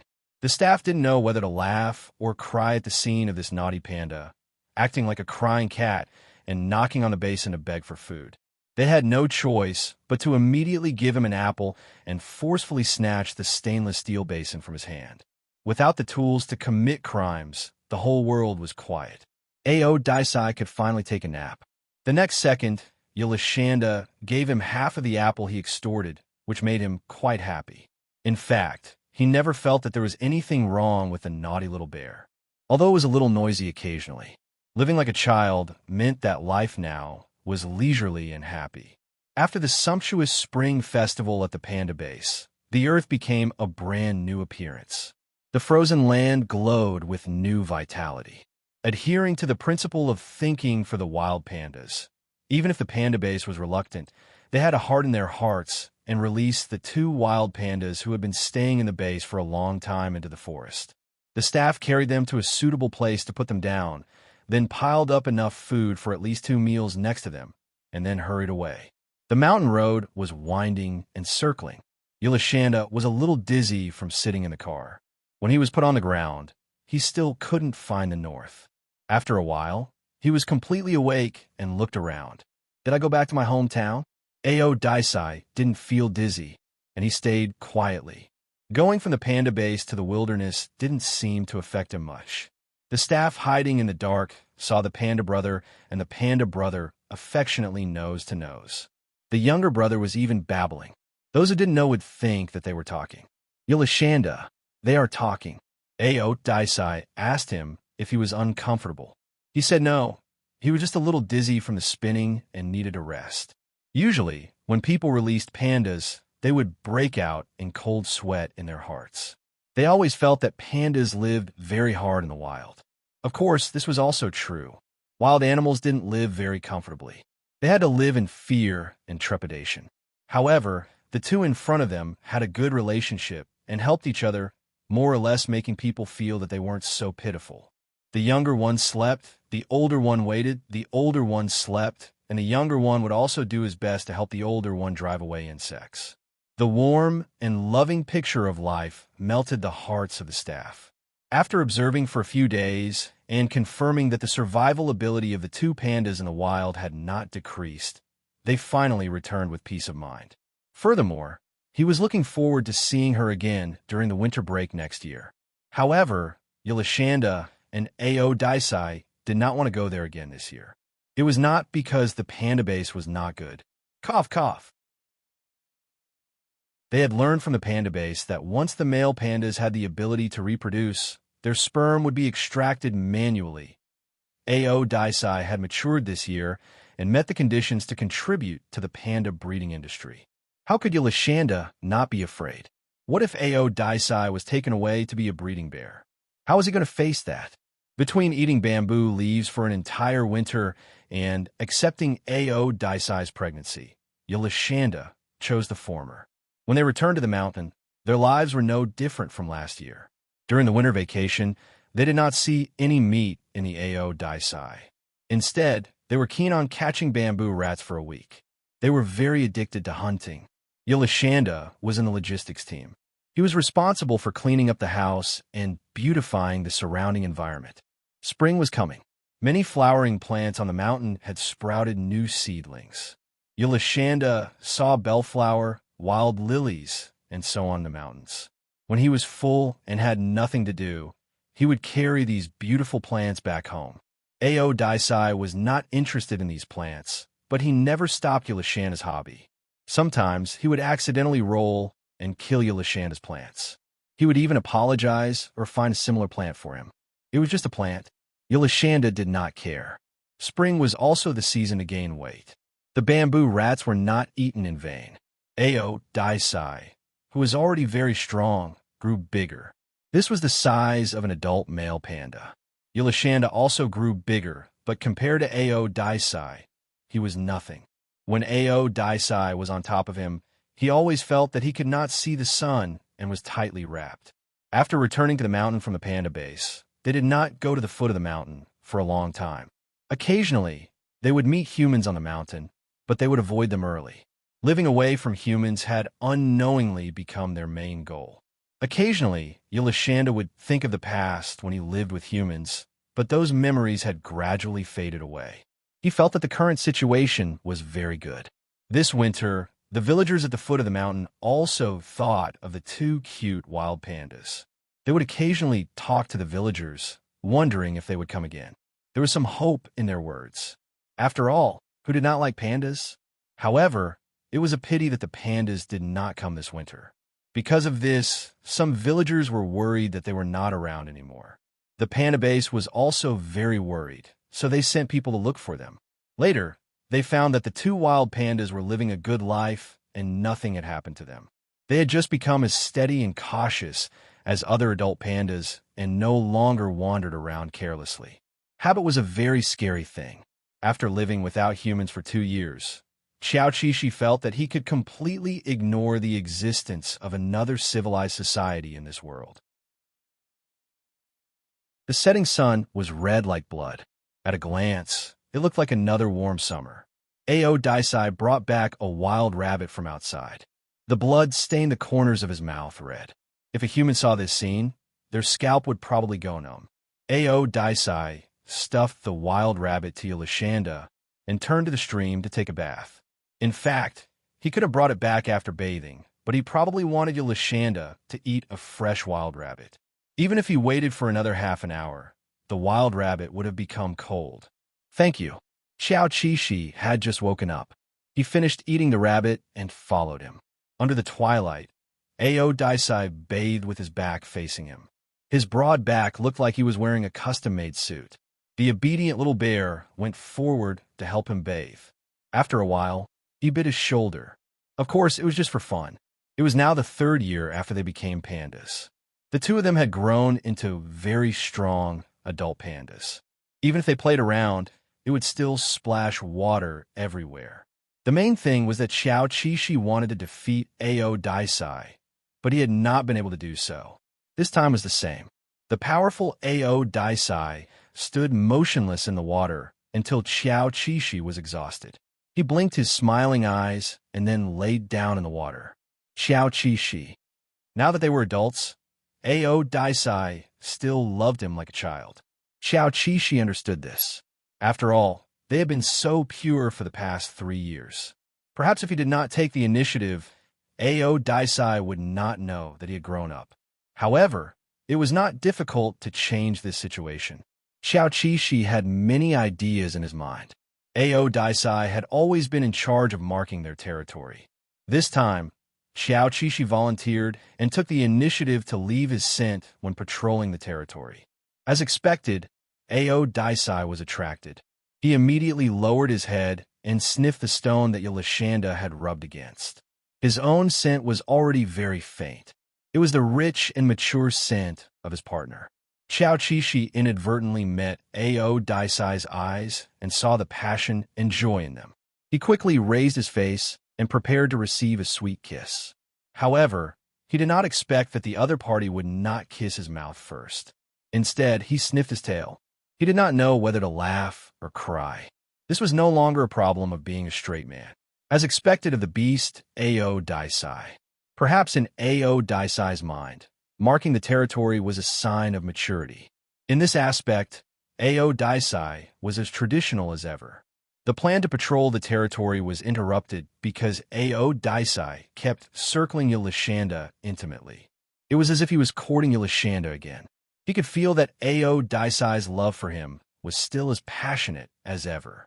Yolashanda's heart pounded as he and Ao Daisai kissed. He had a feeling that Ao Daisai would be so happy that he would be intimate with him here.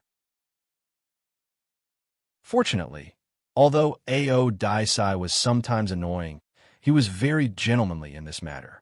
After expressing his love for half a day, he continued with what he was supposed to do. For example, he picked up the patrol that was interrupted in the morning and continued. However, he did not allow Yolashanda to leave his scent behind. Perhaps he was jealous and did not want the female pandas in the mountains to know of Yolashanda's existence. After patrolling the territory, Ao Daisai worked very hard to catch prey.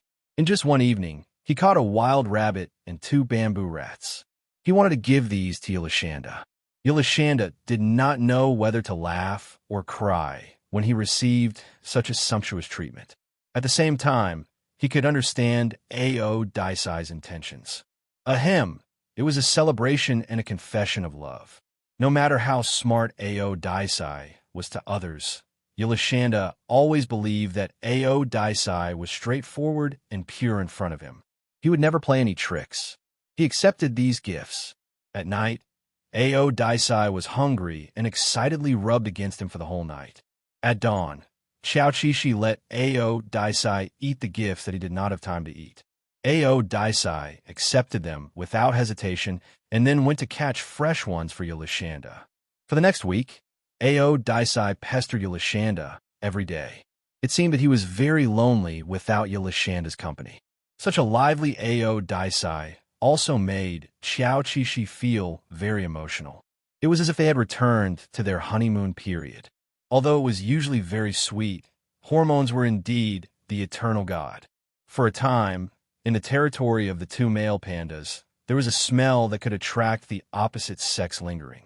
Within a few days, it really attracted other pandas who did not know the truth to come and explore. The kind and loving panda husband introduced the other party to the territory of the single male panda next door. It was their reward for stealing honey from next door from time to time. The panda next door was an otaku. He never left the house to seek a mate. Suddenly, there was a female coming to the door. He happily started a passionate pursuit. Yolashanda and Ao Daisai found that the other party had temporarily gone out to pursue love, so they kindly helped the other party look after the territory and waited for the neighbor to come back before returning it to him. In the summer, The forest was full of fruits. Ao Daisai braved the hot sun and climbed up the high branches vigorously to pick wild fruits for Yolashanda. Figs, August melons, Agnes. The fruits in season tasted as sweet as the love between the two pandas. Yolashanda's happiest time was when he was napping under the tree. Occasionally, a bad boy would throw a fruit in front of him. The sound of the fruit being thrown in front of him would startle him, and then he would get up and complain. When he encountered a fruit tree that was not too tall, he would directly carry the bamboo pole to the tree. Ao Daisai, who was lying on the tree, helplessly watched the little cutie working on the ground. He could only pray that the bamboo pole would not poke him. The author has something to say. One more chapter of pandas tonight, and I will enter the next chapter about the dual nationality tiger.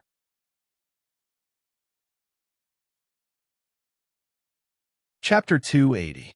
Since Ao Daisai was too big of a target, there was a real risk of being poked. Fortunately, the weather was hot now. Xiao Qishi was sweating profusely after working for a while, and the bamboo pole was thrown far away by him. To be honest, the result of working for half a day was not enough to replenish the fat he had just consumed, but it didn't matter. It was just fun. Feeling the heat, the pandas slipped into the shade of the tree. The rich wild fruit did not quench his thirst, and he still wanted to drink water. But he was too lazy. Not only was it a little far from here to the stream, but the ground was also hot. Xiao Qishi's eyes turned, and she made an enchanting pose, calling out to her boyfriend, Ao Daisai, I'm thirsty. Go and get some water. In order to be able to drink water in the middle of the night, they had a bamboo tube for fetching water, which was very convenient. Ao Daisai quickly came down from the tree and glanced at the enchanting little bear. It was not that he was unwilling to go, but he wanted to go together. You haven't been there even once today. I think it's better to go directly. After drinking enough water, he fetched 2 more tubes of water back. Yolashanda, who was too lazy to drink juice, hugged his legs and found an excuse. I don't want to go. The ground is hot. The main reason was that the cobblestones by the stream were hot. Stepping on them was like stepping on braised bear paws. Ao Daisai was not afraid. Ao Daisai had thick skin. After shouting several times, the lazy little bear was still unwilling to get up and go. Ao Daisai felt helpless and could only walk with the bamboo tube in his mouth. Speaking of which, Panda's hair was relatively sparse in summer, but Yolashanda was born beautiful. His hair was very thick and the cooling effect was poor. He was not comfortable in summer. Ao Daisai, who was willing to work hard, fetched a tube of water from the stream. The amount was relatively small, and Xiao Qishi finished it in a few mouthfuls. Although she wanted to drink more, she was embarrassed to ask Ao Daisai to go again. He thought about going again in the evening. The 2 pandas, who had nothing to do, sat there side by side, each holding a bamboo branch and grinding their teeth. Suddenly, Xiao Qishi exclaimed. Ao Daisai jumped in fright, wondering what had happened to him. I'm fine. Xiao Qishi was a little bored. He thought of a game to pass the time, Gamoku, and invited Ao Daisai to play. They had played this puzzle game when they were police dogs. Sure. Ao Daisai quickly agreed, and casually asked what would happen if they won or lost. Xiao Qishi blurted out, 1 bamboo, wrap her round. Both of them were very satisfied with this kind of bargaining chip. They licked their lips and began to draw. In the early stages of the game, Xiao Qishi had won several rounds against Ao Daisai with her 1,000-layer strategy. Now, at the crucial moment of the decisive battle, the kind little bear kindly reminded her, Hey, are you sure you want to take this step? Ao Daisai's eyebrows twitched. He looked at the chessboard again and again. He was very sure that he had taken the right step. Yes, all right, then you've lost. Xiao Qishi moved the chess pieces with her claws. Ao Daisai's chess pieces were in trouble again. She laughed happily and then took a pebble that represented the bamboo rats to her side. Ao Daisai raised his eyebrows, a little impressed. But it didn't matter. As long as Little Bear didn't know when to stop, his bamboo rats wouldn't be considered a loss. Do you still want to play? Ao Daisai invited calmly. Of course. It It was still so early. Why not play? Xiao Qishi actively restored the chessboard. Then, she patted her paws on each other and blew on them. She prayed that he would win another round. Hee. What happened next was very obvious. Xiao Qishi's tricks would eventually run out. As long as he used it once, Ao Daisai would remember it and never fall for it a second time. Moreover, Ao Daisai would use the holes that he had stepped on to set up the same holes for Little Bear. They played Gamoku until the evening. Xiao Qishi had already lost the bamboo rats that he had won earlier, and he even lost a few of them. Xiao Qishi. This can't be real. He stared at Ao Daisai in disbelief. How did this guy suddenly become so smart? Was he pretending before? That's too sinister. So sinister. Damn it. Night fell. Their eyesight didn't allow them to continue gambling. Ao Daisai was the first to call it a day. He suggested that they go and drink some water to change their mood. Xiao Qishi, who had lost all his money, his heart was in pain. After all, he never dreamed that, as a wild panda, he would be in a situation where he had negative assets. Now, he couldn't even reach the ranks of the proletariat. Xiao Qishi returned home after drinking water. He was thinking about his life as a bear. He was wondering when Ao Daisai would ask him to redeem his debt.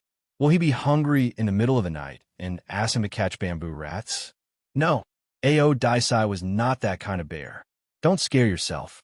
Xiao Qishi patted his chest and got ready to sleep. That night, Ao Daisai did not ask him to catch bamboo rats in the middle of the night. Xiao Qishi was relieved, but it was not comfortable to have debts. It was better to settle them as soon as possible. It's just a few bamboo rats. He could win a few rounds to get back his debts. That's right. Xiao Qishi had never thought of catching bamboo rats in the hot weather. His solution was to get back up from where he fell. Ao Daisai was invited to play chess by Little Cutie again. He had a complicated look in his eyes, but he still agreed. He just said, "How about we don't bet today?" Xiao Qishi exploded when he heard that. What did Ao Daisai mean? Was he cutting leaks? If he didn't bet, how could he get back what he lost yesterday? You wish. Today, we'll still bet on bamboo rats. One for each round. Xiao Qishi said unquestionably. Ao Daisai was afraid that he would be angry, so he quickly said, "Okay." They started playing chess again. From morning to night, Xiao Qishi lost more than 30 bamboo rats one after another. Cacked.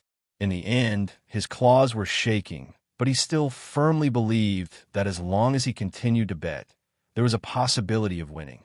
Wasn't this the mentality of a gambler? Before Ao Daisai started playing chess every day, he would carefully persuade Yulashanda that gambling dogs would not end well. He should stop in time. Unfortunately, Yulashanda did not listen to him.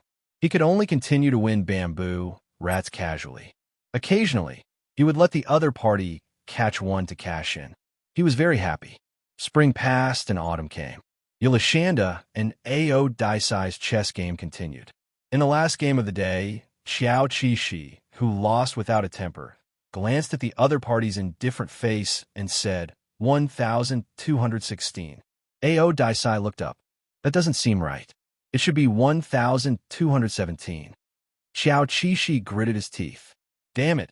How could this guy remember so clearly? He had already lost 2 rounds. He said it seems like it's 16. He didn't care. He planned to bluff his way out of this. The truth is 17, but if you say 16, it's 16. Ao Daisai was unexpectedly easy to talk to. After that, he leaned over and kissed Xiao Qishi. Do you still want to play? Xiao Qishi was not very happy that he got his way. Instead, Ao Daisai stood on the moral high ground and looked down on him. Damn no. He got up from the ground and ran into the bamboo forest in an aggressive manner. Not long after, Xiao Qishi came over with a bamboo rat in his mouth. He held his head high and said to Ao Daisai, 1,216. Ao Daisai was stunned. His pupils slowly widened, as if he was very happy. Well, he had always felt that Yulashanda was very powerful. Once again, this impression was confirmed from the bottom of his heart. In a way, he had lost more than 1,000 bamboo rats and still firmly believed that he could win them back. He was even more powerful. Yolashanda once again explained what it meant to be addicted to vegetables. Little did he know that Yolashanda had long wanted to be a deadbeat. He knew that winning back from Ao Daisai was a dream. Not only could he not win it back, but he would also owe more and more. There was no hurry. He was now consciously or unconsciously brainwashing Ao Daisai. If he couldn't pay it back in this life, he could pay it back in the next life. As for whether there would be bamboo rats in the next life, who knew? Yolashanda's abacus was very good. In daily life, not only did he not pay back the bamboo rats, but he also took advantage of Ao Daisai's bamboo rats most of the time. Sometimes Ao Daisai did not mention it. Sometimes Ao Daisai would deliberately tease him and make him pay the debt. When Yolashanda was a deadbeat, he would either say that his feet hurt or that he had a headache and wanted to sleep first. However, when Ao Daisai invited him to play chess, he immediately agreed. However, very rarely, Yolashanda would suddenly squat a bamboo rat and happily send it to Ao Daisai. This kind of time was too rare. It was only on his birthday. Ao Daisai wanted to celebrate his birthday every day. It was not important whether it was meaningful or not. What was important was that Yolashanda would pay back the debt. Occasionally, when he was pressed for a debt, Xiao Qishi would forcefully say, "Actually, it's a good thing that I don't pay back the debt." As for why, listen to me carefully, Ao Daisai. Have you heard of paying back the debt of the previous life in this life? It's said that only after looking back 1,000 times in the previous life, you will only be able to brush past each other once in this life. Think about it. How much do I have to owe you to be with you for the rest of my life? What's this bamboo rat? At first, it sounded very reasonable, but after some consideration, it did not make sense. Ao Daisai pinched Little Bear's cheek and said, "Then why don't I owe you?" It was obvious that Little Bear did not want to pay back the debt. Otis did not force Alessandra to catch bamboo rats for him. He just thought that Alessandra was cute. Every time he poked Alessandra like a debt collector, Alessandra would bounce back like a rubber ball. When he was anxious, Alessandra would even bite him. After listening to Yolashanda's nonsense, Ao Daisai became more ruthless in playing chess. If it was said that he only won 20 to 30 bamboo rats a day in the past, now he won 40 to 50 bamboo rats a day. Ruthless, too ruthless. If it were not for the fact that they were indeed partners for many years, Yolashanda would almost think that they were enemies. Later on, Xiao Qishi slowly figured out that Ao Daisai was not fighting for his pride, nor was he fighting for a bun. The other party had been brainwashed and believed in the supernatural. The debt of the previous life was paid back in this life. For Ao Daisai, it was a beautiful legend.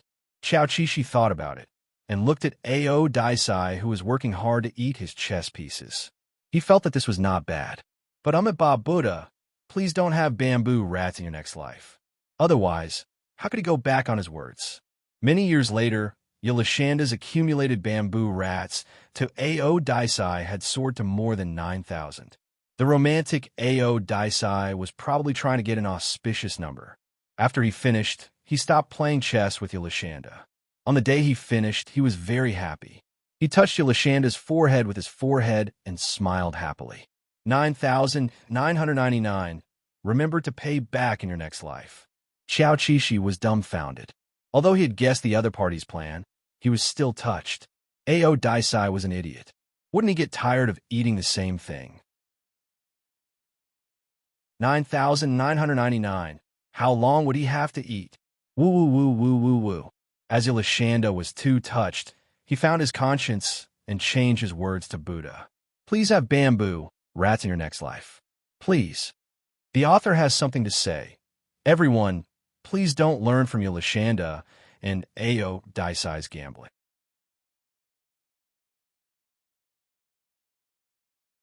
Chapter 281. Every time they reached the end of their lives, they would always be mentioned by Xiao Qishi and Ao Daisai. One of them grew up watching tiger documentaries on the animal world and yearned for it. The other had seen a strong tiger in the zoo with his own eyes. That was even more shocking than a lion. He believed that no one in this world would deny that tigers were worthy of being called ferocious beasts and kings of the jungle. However, Very few people knew that there were very few tigers in the wild in the world. There were less than 200 South China tigers, and there were only about 400 Siberian tigers. This number was really too few. Such beautiful and powerful creatures. If we aren't careful, we can lose them forever. If that day really comes, there will be countless people who will cry in grief.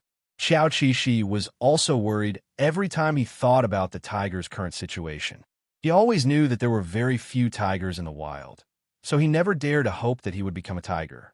How much luck would it take to realize that? Who knew that a fierce snowstorm would KO him? When he woke up, he became a weak tiger cub. Although he had the tiger mother by his side, the situation was not very optimistic. First of all, this place had just experienced a snowstorm. It was already very difficult for the tigress to give birth to children. This time, she was pregnant with 3 cubs. According to the norm, it would be very good if one of them could survive. The environment and food were both important factors in the early death of tiger cubs. In most cases, the probability of a tigress bringing up a tiger cub was higher. Therefore, once people found out that more than 3 cubs had survived, they would report it on the news to express their shock. The tigress' energy was limited. It was very difficult for her to survive alone, let alone with 3 cubs. Basically, she was looking for food every day. Life was very tiring. It could be seen from the tigress' tired eyes that she was a little overwhelmed recently. Perhaps she was still a new mother, and this was her first litter of children. It was precisely because of this that the tiger mother never thought of giving up on any one of them. Although she was very hungry now and didn't know when she would find prey, she was still very patient with the children. The 4-month-old tiger cub rubbed against her arms and acted coquettishly. She lowered her head and licked them one by one. Then, she looked at the one lying motionless in the snow, a little worriedly. The ferocious tiger's aura softened because of this gaze. The low voice coming from her throat seemed to be calling for a child. Xiao Qixi had already woken up. He was just too hungry to move. However, lying in the snow would suck away the heat from his body. If this continued, the situation would only worsen. So he struggled to get up from the ground and try to shake off the snow on his body. In fact, Mother Tiger took good care of them and even had a meal before the snowstorm came. At present, they had been hungry for about 2 days and 1 night. The little tigers were a little listless, but that didn't stop them from looking very cute with their round heads. Looking at them, and then thinking about those little fat tigers that were kept in captivity in the reserve, the difference was too big. The other 2 little tigers were acting coquettishly, asking for food. If they couldn't get it, they would lie down and nibble on their snow-covered paws. Their gazes were very pure, and they were still mewling monsters. Looking at them made one's heart ache. Perhaps their little brains couldn't figure out why they didn't have anything to eat and why they felt so uncomfortable. Xiao Qixi's stomach was churning. Because he was too hungry, he was a little dizzy as he walked. He thought uncomfortably, if only I were a little older. These 2 little tigers would definitely survive. Unfortunately, he was still young now. What could these little claws and fangs do? However, he still had hope. Ao Daisai hadn't arrived yet. He didn't know how Ao Daisai was doing now. After the previous few experiences, Xiao Qixi was sure that Ao Daisai would be nearby, but it was hard to say. He could only follow Mother Tiger now. Now that the snowstorm had stopped, Mother Tiger also got up and shook off the snow on her body. Her wide feet stepped on the snow, leaving footprints one after another. The little tigers followed behind her listlessly. Looking at this family of 4 from the perspective of a bystander, Xiao Qixi was almost certain that these little tigers, including himself, would die one after another in the next few days. It was recognized that the survival of tigers was very difficult. He wasn't surprised by this scene, but he felt that his footsteps were getting heavier. He had just arrived. Was he going to turn into a box when he landed? Tigers were indeed recognized as ferocious and invincible. They could even take down black bears in minutes. However, according to the relevant records, a tiger often took a long time to track a prey in the wild. In the vast and desolate mountains, the prey that could be hunted by tigers was very smart. They already knew the dangers of survival. For example, wild boars would deliberately keep a distance of more than 500 meters from tigers. If tigers came within 500 meters of them, they would escape very vigilantly. This also forced tigers to hone their sneak attack skills.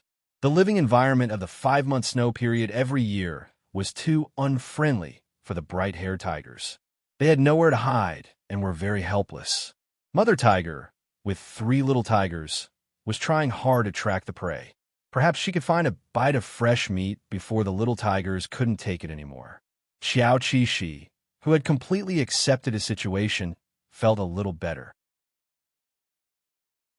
He deliberately walked behind the family of 3, so that he would be the little tiger at the back. This was because he saw that one of the little tigers was walking very weakly, as if it would fall into the snow at any time. She was very, very hungry. He could empathize with her because his stomach was also burning with pain. Looking at the sky that was about to darken, Xiao Qi, who used to live in the snowfield, had a heavy look in his eyes. To be honest, it took him a lot of effort to restrain himself from having negative thoughts of despair. What else could he do now? Just as he was thinking, there was a plop in front of him. The little tiger he was worried about fell into the snow, which interrupted his thoughts.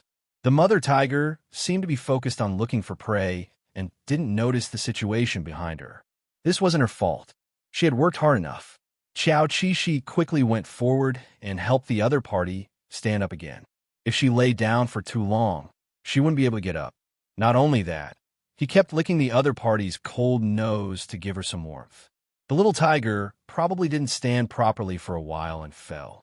After getting up and resting for a while, it could still continue walking. After this kind of stimulation, Xiao Qi's strong desire to live was aroused. He couldn't care less anymore and directly shouted for help. His shout scared the mother tiger, but this kind of behavior didn't seem to be allowed. The mother tiger came over to stop him. Under the mother tiger's stop, Xiao Qi could only temporarily shut up. He knew what the mother tiger was worried about. In theory, the Siberian tiger stood at the top of the food chain. In the same environment, there was no better hunter than them. However, the Siberian tiger was very territorial and was expanding its territory at any time. If the mother tiger met a male Siberian tiger that wanted to expand its territory, then she and her children would be in danger. It was too difficult. Xiao Qi didn't know what he should do to save these little tigers. He could only call out to Ao Daisai over and over in his heart. Woo, your old baby is starving. Dear, if conditions allow, I hope you can immediately appear with a warm prey. However, this situation was obviously a dream. He licked his dry and cracked nose and felt sad that this land was about to lose a handsome little Siberian tiger. The heavy snowstorm in the mountains of Big Panda Province took away Yulashanda and Ao Daisai. Almost at the same time, Ao Daisai woke up. For a moment, he didn't know where he was. It was as if he was drunk and dizzy. It wasn't until more than an hour later that he got up from the snow. Yulashanda, Ao Daisai let out a low roar. It was very unfamiliar to his ears. This made him stunned. His feline pupils immediately dilated, and his gaze fell on the pair of thick claws in the snow. This appearance was very familiar. It was a tiger. However, the surprise only lasted for a moment. Ao Daisai didn't care what he became as long as he could continue to meet Yulashanda. As soon as he woke up, he started to look for Yulashanda. Following his intuition and weak connection, he trekked a long distance in the snow. Ao Daisai didn't know that just tens of kilometers away, a tiger mother was experiencing the most devastating thing in her life. Her children couldn't walk anymore, and she hadn't found any prey yet. The 3 little tigers couldn't keep up with her. She stopped and looked around silently. Her eyes were filled with helplessness because she had to move forward. Xiao Qi could still walk, but he looked at the tiger mother and then at the 2 little tigers who couldn't walk anymore. He couldn't go to the tiger mother's side alone and become the only lucky one to survive in this nest. He wanted to tell the tiger mother to go by herself. She still had the ability to survive. This wasn't her fault. It was just that their luck wasn't very good. Whether or not they could raise a nest of little tigers depended too much on luck. They needed the right time, place, and people. It was the tiger mother's first time giving birth. Her heart was filled with motherly love. Of course, she couldn't bear to leave her children behind. She still came back and licked the three little tigers lovingly. The younger was probably very helpless. The stalemate continued for a while. The night was getting darker and darker. Every minute and every second of the stalemate was torturous. The tiger mother roared and paced around for a long time. Hunger made her feel very uncomfortable. In the end, she gave in to her desire to live and left her children reluctantly to look for food.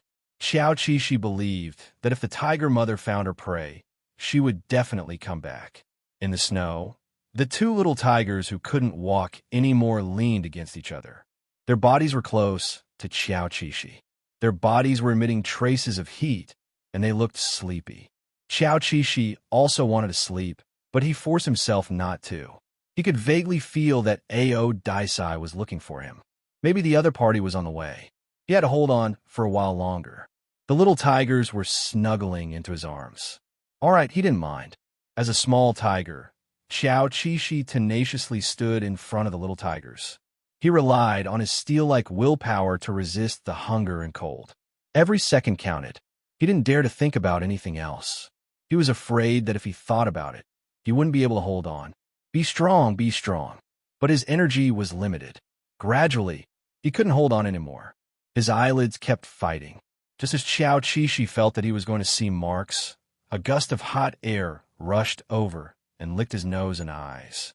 Xiao Qixi's heartstrings relaxed. Before he fainted, he whimpered excitedly. There was hope for this nest of little tigers.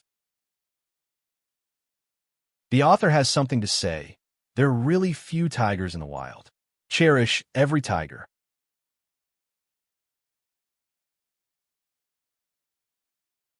Chapter 282. At the border between Siberia and the far east of our country, a subadult male tiger found 3 weak tiger cubs. Ao Daisai, who was preparing for a rainy day, seemed to have expected all kinds of situations. He was holding a piece of food in his mouth in case of emergency. When he found that Xiao Qixi had fainted from hunger, he was very worried. He quickly bit the food and brought it to the other party's mouth, hoping that the food could wake him up. Xiao Qixi fainted because once his tense nerves relaxed, his body finally couldn't take it anymore. Fortunately, his desire to live was very strong. He woke up quickly and accepted the meat paste that Ao Daisai fed him. The other 2 cubs smelled the meat and struggled with all their strength to fight for it. This was their instinct. Ao Daisai didn't bring much meat. He could have just taken care of Yulashanda, but he didn't do so. He seemed to be cold, but he divided the meat into 3 portions and fed the other 2 cubs. This meat really couldn't fill their stomachs. At most, it could save their lives temporarily. Are you okay? Ao Daisai licked Xiao Qixi, who had finished eating. His voice was full of worry, especially when he found that the other party's neck was very weak. He was very worried. Xiao Qixi's stomach was saved by the meat paste. He no longer felt the burning pain. He replied, "I'm okay. I can still hold on. Go and find something to eat. This bit of food won't last long." Okay. Ao Daisai also knew this. He licked the king word on his partner's forehead one last time and left. Xiao Qixi tried hard to open his eyes and see Ao Daisai's back. Seeing that it was a big tiger that was no smaller than his mother, Xiao Qixi felt relieved. Fortunately, Ao Daisai was a big tiger. Otherwise, they would have died here today. The cubs finished the small amount of food, but they were still not full. They kept licking their mouths and noses, wanting to eat more. However, they felt a little better. They finally accepted the fact that they were left with only each other. They curled up pitifully beside their brothers, trying to maintain this only warmth. Xiao Qixi rubbed against them. Compared to the wild cubs who were in a more difficult situation, this nest of cubs was undoubtedly lucky because there were 2 big tigers fighting for them. Food was not easy to find. Looking at the situation of the tiger mother, she probably would not be back for a few hours. This was the reason why many tiger cubs did not survive. They all starved to death. No matter how strong an individual was, they still needed a corresponding environment to nourish them. If other wild animals were decreasing, how could tigers survive? Ao Daisai had his own way of finding his prey. He did not rely on luck like a tiger. Instead, he went straight for the nearest prey that he could smell. It was a deer that ran very fast. Once it was alarmed, it would run away. Even a tiger with a speed of 60 to 70 kilometers per hour would find it difficult to catch it in the forest. Therefore, not only was the Ao Daisai fast, but it was also very quiet. Every time its four limbs landed on the ground, it was in a soundless state, just like a cat. The deer that was targeted did not notice the arrival of danger. It stood behind the tree and chewed on the grass, looking ahead with a silly expression. Although Ao Daisai was burning with anxiety, it was not obvious on the surface. People might even think that he was too slow. However, he always wanted to kill with one hit. The kill happened in an instant. The deer that was chewing on the grass suddenly fell to the ground. It made a sound in its throat and died with its eyes wide open. Some of the warm blood flowed into Ao Daisai's mouth, and some dripped on the snow. After he shocked the prey with his bite, he immediately dragged it back. At this time, his panicked footsteps reflected his anxiety. Otis was not disappointed. After running for a while, he finally returned to the three tiger cubs. He threw down the prey and pressed his thick and wide claws on the prey's body. He lowered his head and bit open the prey's fur. His sharp canine teeth and cracked teeth worked together, cutting the prey's muscles and bones like knives. Ao Daisai chewed quickly. Hot air and warm blood emitted and flowed out of his mouth. His wild side merged with nature behind him. Hearing the noise, the three little tigers cried out. Although they realized that the big tiger didn't seem to be their mother, their survival instincts drove them to sneak to the side of the prey to eat, even if the big tiger would bite their necks at any time. However, it had to be said that the cubs were in a better situation than the cubs. Occasionally, in the wild, people could even see adult males adopting cubs. This meant that the adult males did not have much malice towards the cubs. Of course, Xiao Qishi did not have any worries. He squatted between Ao Daisai's claws and picked up the meat paste that Ao Daisai had bitten for him. The two hungry little tigers lay on their prey and couldn't tear it off. Although they were very weak, they showed the demeanor of tigers when they ate. Their expressions were very ferocious and fierce. However, this did not change the fact that they were still young and could not bite through the muscles. Under Xiao Qishi's instructions, Ao Daisai helped the cubs. At least, he tore the meat into palm-sized pieces and let them bite it themselves. Not long after, the cubs' faces, claws, and necks were all blood-red. They looked very scary. The sufficient food made them regain their vitality. Their stomachs were soon full. In the end, they could not eat anymore, but they still lay on the prey reluctantly. Usually, cats would lick their claws and wash their faces after eating. Today, the two cubs might be too tired. Eating used up all their remaining strength. After eating, they closed their eyes and rested. Xiao Qishi was more restrained than them. He knew that eating too much would make his stomach uncomfortable, so he stopped eating when he felt full. Ao Daisai looked at the cubs' stomachs and then at his cutie's stomach. He seemed to have some opinions. However, he tried to feed them again and again, but the other party turned his head and did not eat. He could only give up. If the rest of the food was not eaten, it would freeze into ice. Xiao Qishi urged Ao Daisai to eat quickly, although he was worried that the mother tiger would not find any food. Eating also used up all of Xiao Qishi's strength. He curled up under Ao Daisai's abdomen and listened to the sound of Ao Daisai eating meat. After the other party finished eating, he started to lick his head and face. He only stopped when he was clean. In a half-asleep state, he felt that the two cubs had also come over. Perhaps they were very confused. This was not their mother, but she took care of them like their mother. Xiao Qishi's action of getting close to Ao Daisai moved the other cubs. Although they were confused, they could not resist the temptation of warmth and safety. In the end, they accepted the protection of a subadult male tiger. Looking at the cubs that looked like Yelishanda, Ao Daisai hesitated for 2 seconds and allowed them to squeeze together with Yelishanda to get warm together.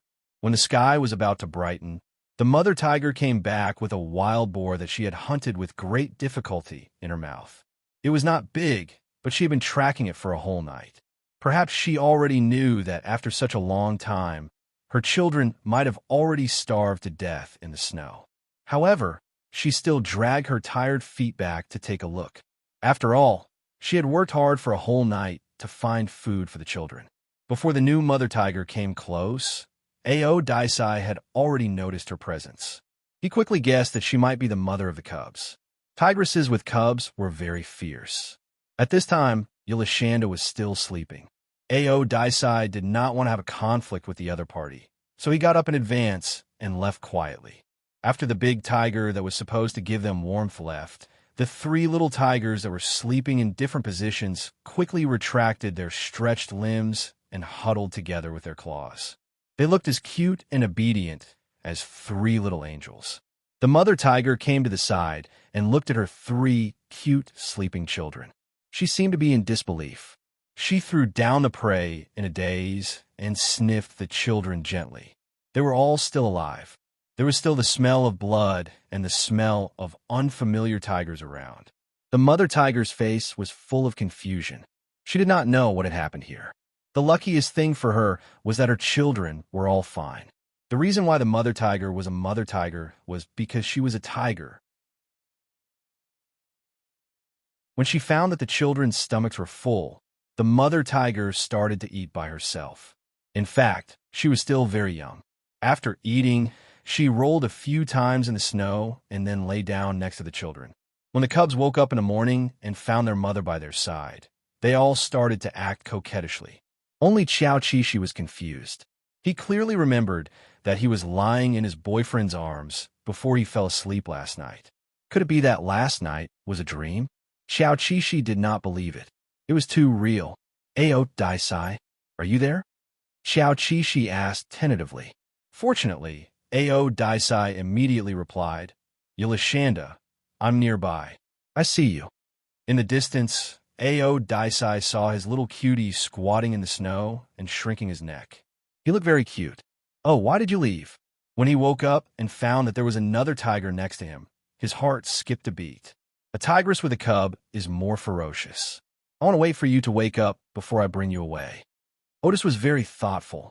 He did not want Alexander, who was still weak, to go through so much trouble. Xiao Qishi heard this and turned to look at the mother tiger licking the cubs under the morning light. He was immediately attracted by the gorgeous color of the tiger's fur. He remembered that someone once said, tigers are the most evolved and beautiful creatures in the world. The mother tiger, who had left last night, finally returned to the children's side. Now, she was going to take them to continue looking for prey. Xiao Qishi, who was lagging behind, was summoned by the mother tiger.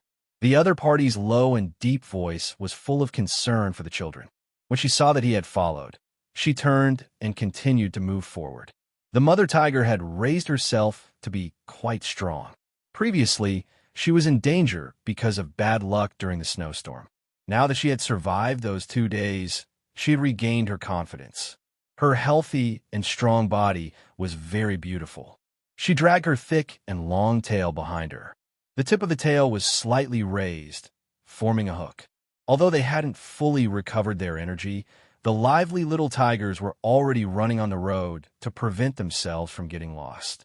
This scene of the family working hard to survive made Xiao Qishi feel bitter in his heart. He could not help but think about how many days and nights he had to pay in exchange for a big tiger that could survive independently. How many days and nights would it take to produce a strong mother tiger that could take care of her cubs? This beautiful scene had already been shattered, but the will of the heavens had turned it around. No one wanted it to disappear again in the next second. Xiao Qishi thought about it seriously and discussed with Ao Daisai. Why don't we get along with this family for a while first? This mother tiger may not be able to hold on by herself. Let's help her. The author has something to say. Otis thought to himself, do you mean to ask for the 3 cubs? I can do it.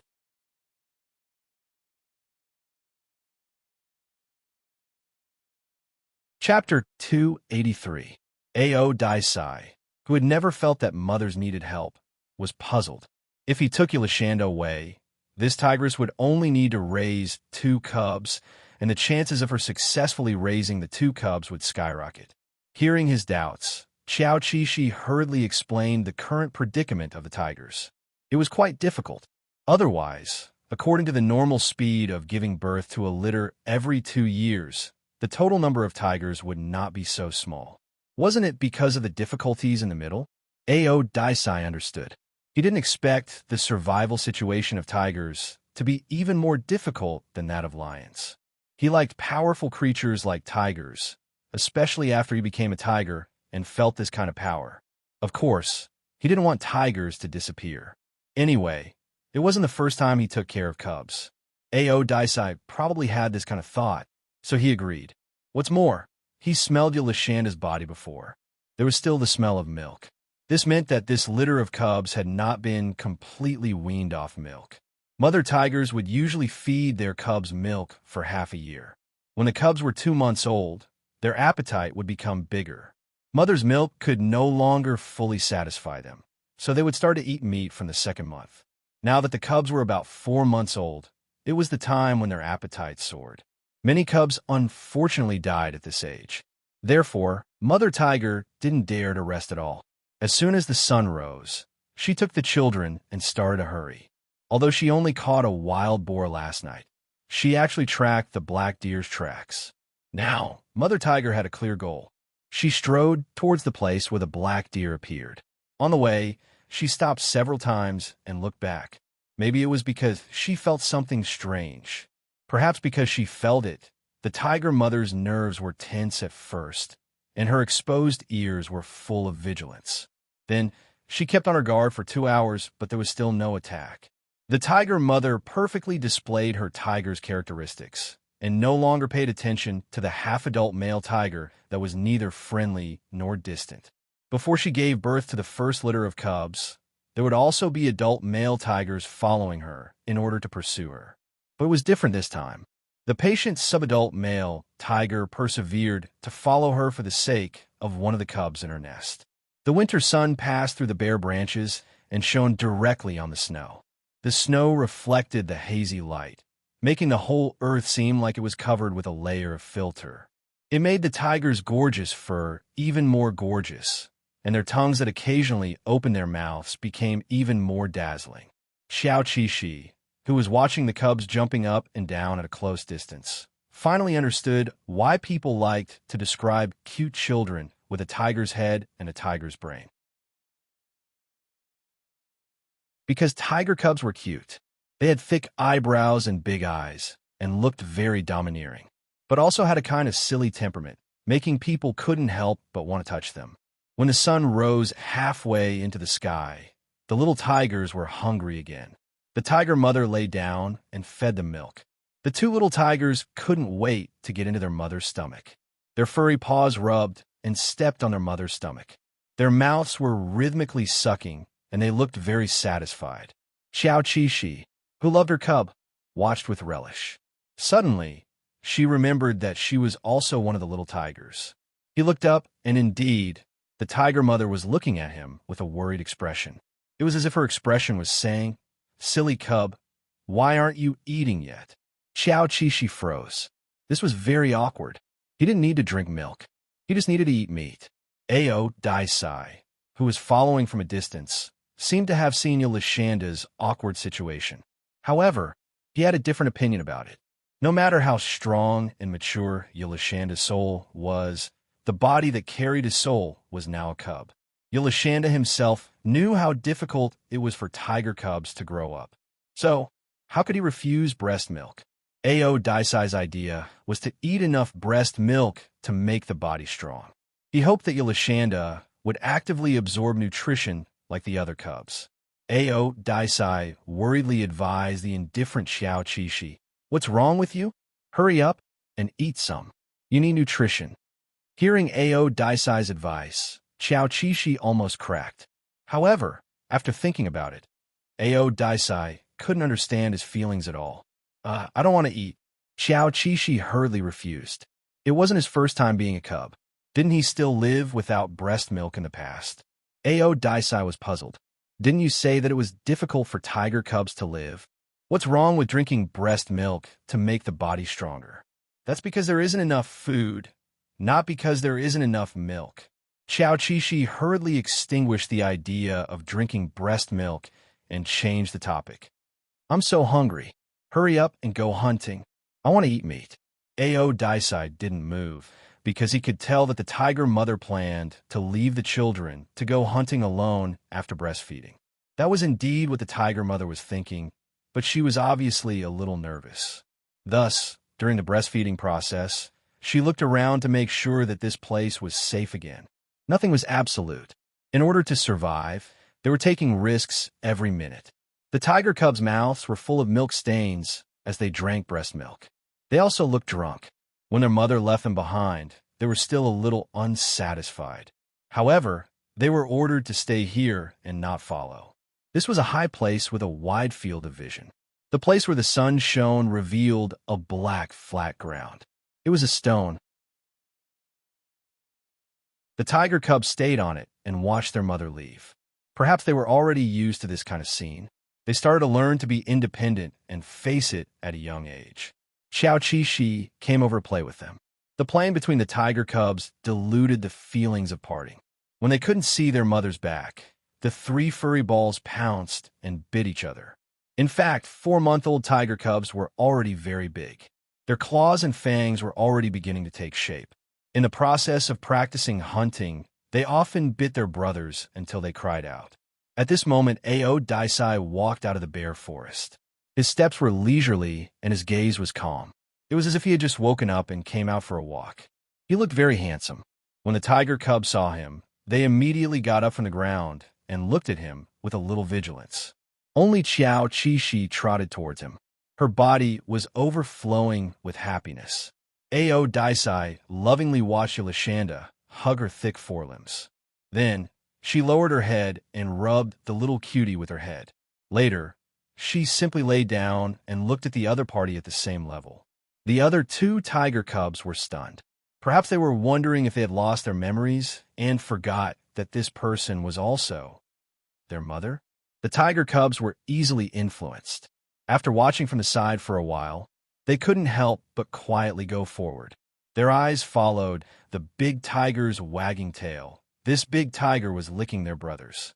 Their brothers could wantonly climb onto the big tiger's body to play. They could also play with the other party's long tail.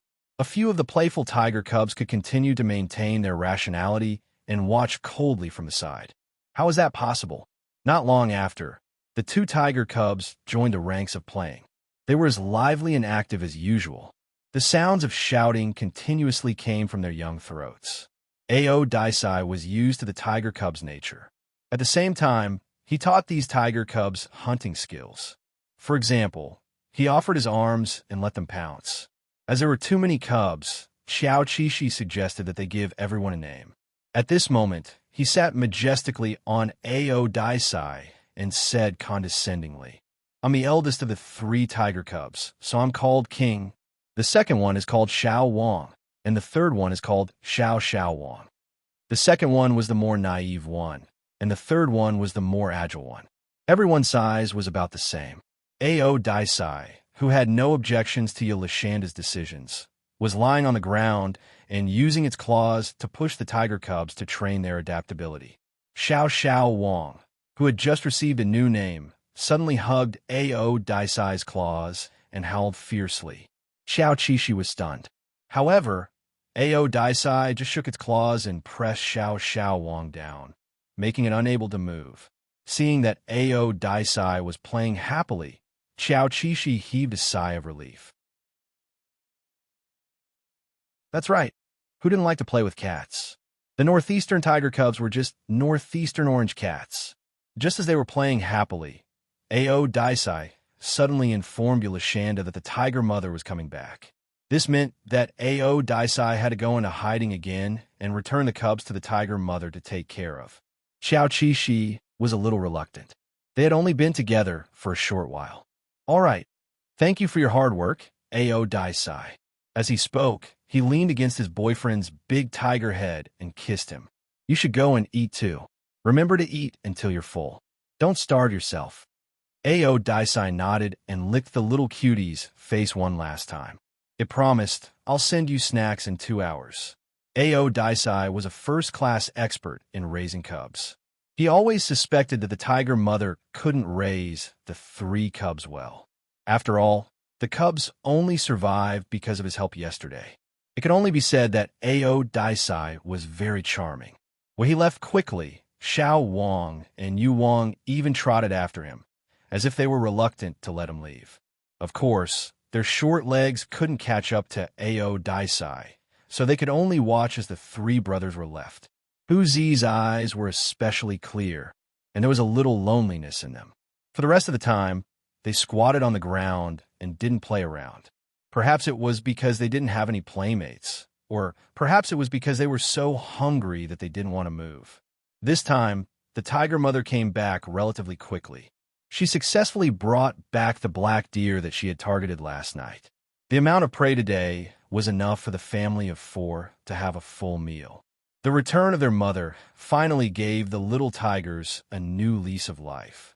They screamed and ran up, impatiently hugging their prey with their limbs, as if they were hugging a treasure.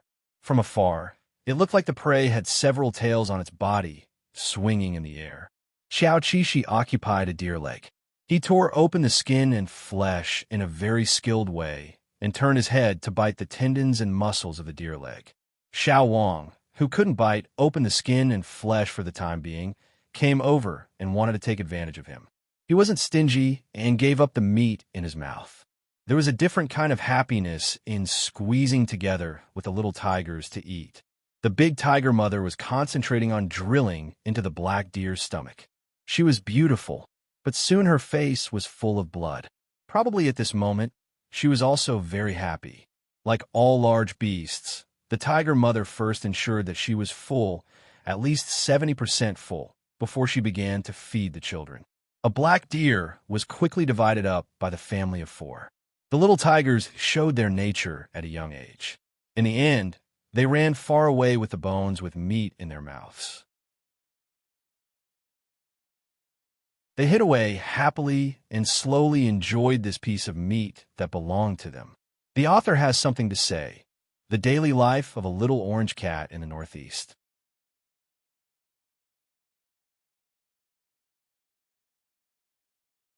Chapter 284. From the blizzard until now, the tiger mother, who had eaten and drunk her fill, could finally lie down and have a good rest, temporarily relaxing her tense nerves. Perhaps only humans would be unable to let go of the suffering of the past, but animals never recalled suffering. They seized the time to enjoy the present, because life was very short. After eating her fill, Xiao Qishi found an empty spot to rest. Initially, he was already starting to feel sleepy. However, his mischievous brothers kept flying around his head and even landed on it, causing him to be unable to sleep peacefully. Fortunately, the 2 milk buns were summoned by the tiger mother to drink milk after playing around for a while. The tiger mother licked the cub's fur while feeding. Looking at her solemn expression, she had probably already discovered that her children had come into contact with other tigers. However, that tiger did not hurt the children. As a tigress with limited IQ, she only had 2 choices.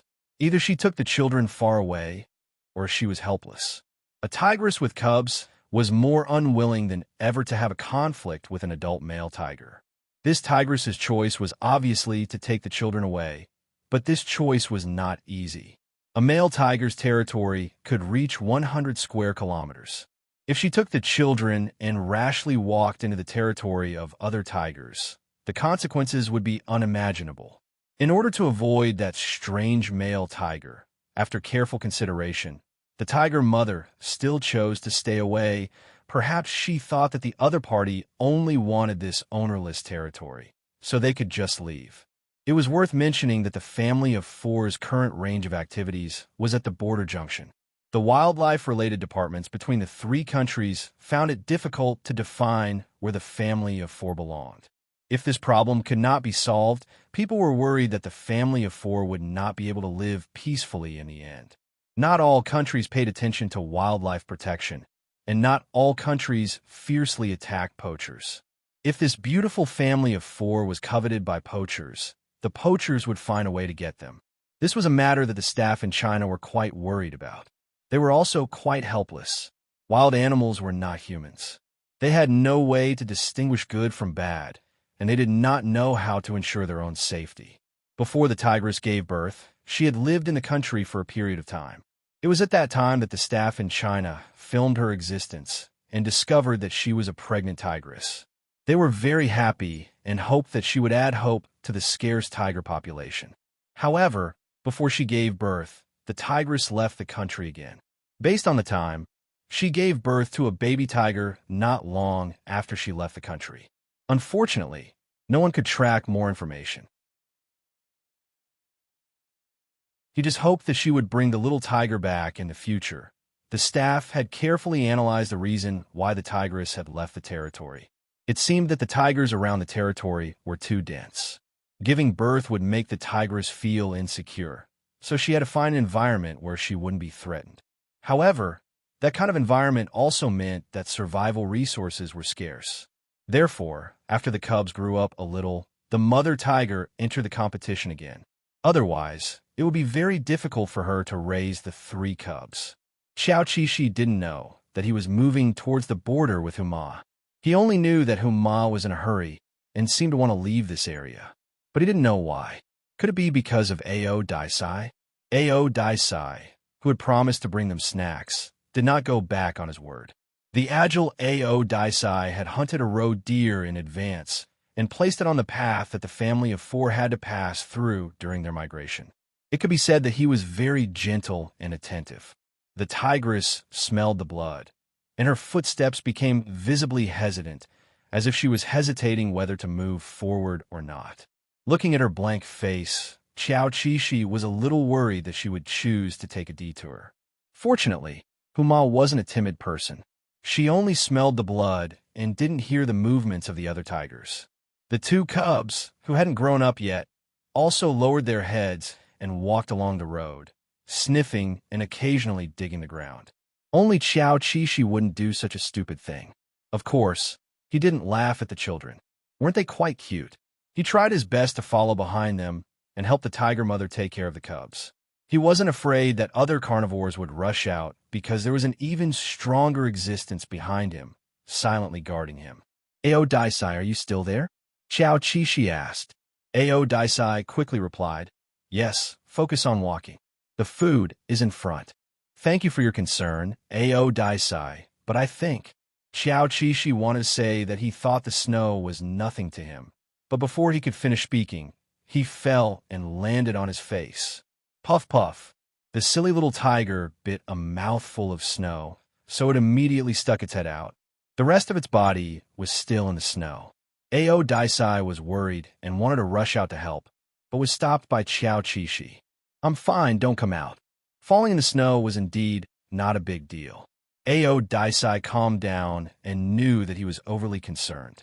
Get up quickly, you fell behind. Oh, Xiao Qishi got up in a hurry.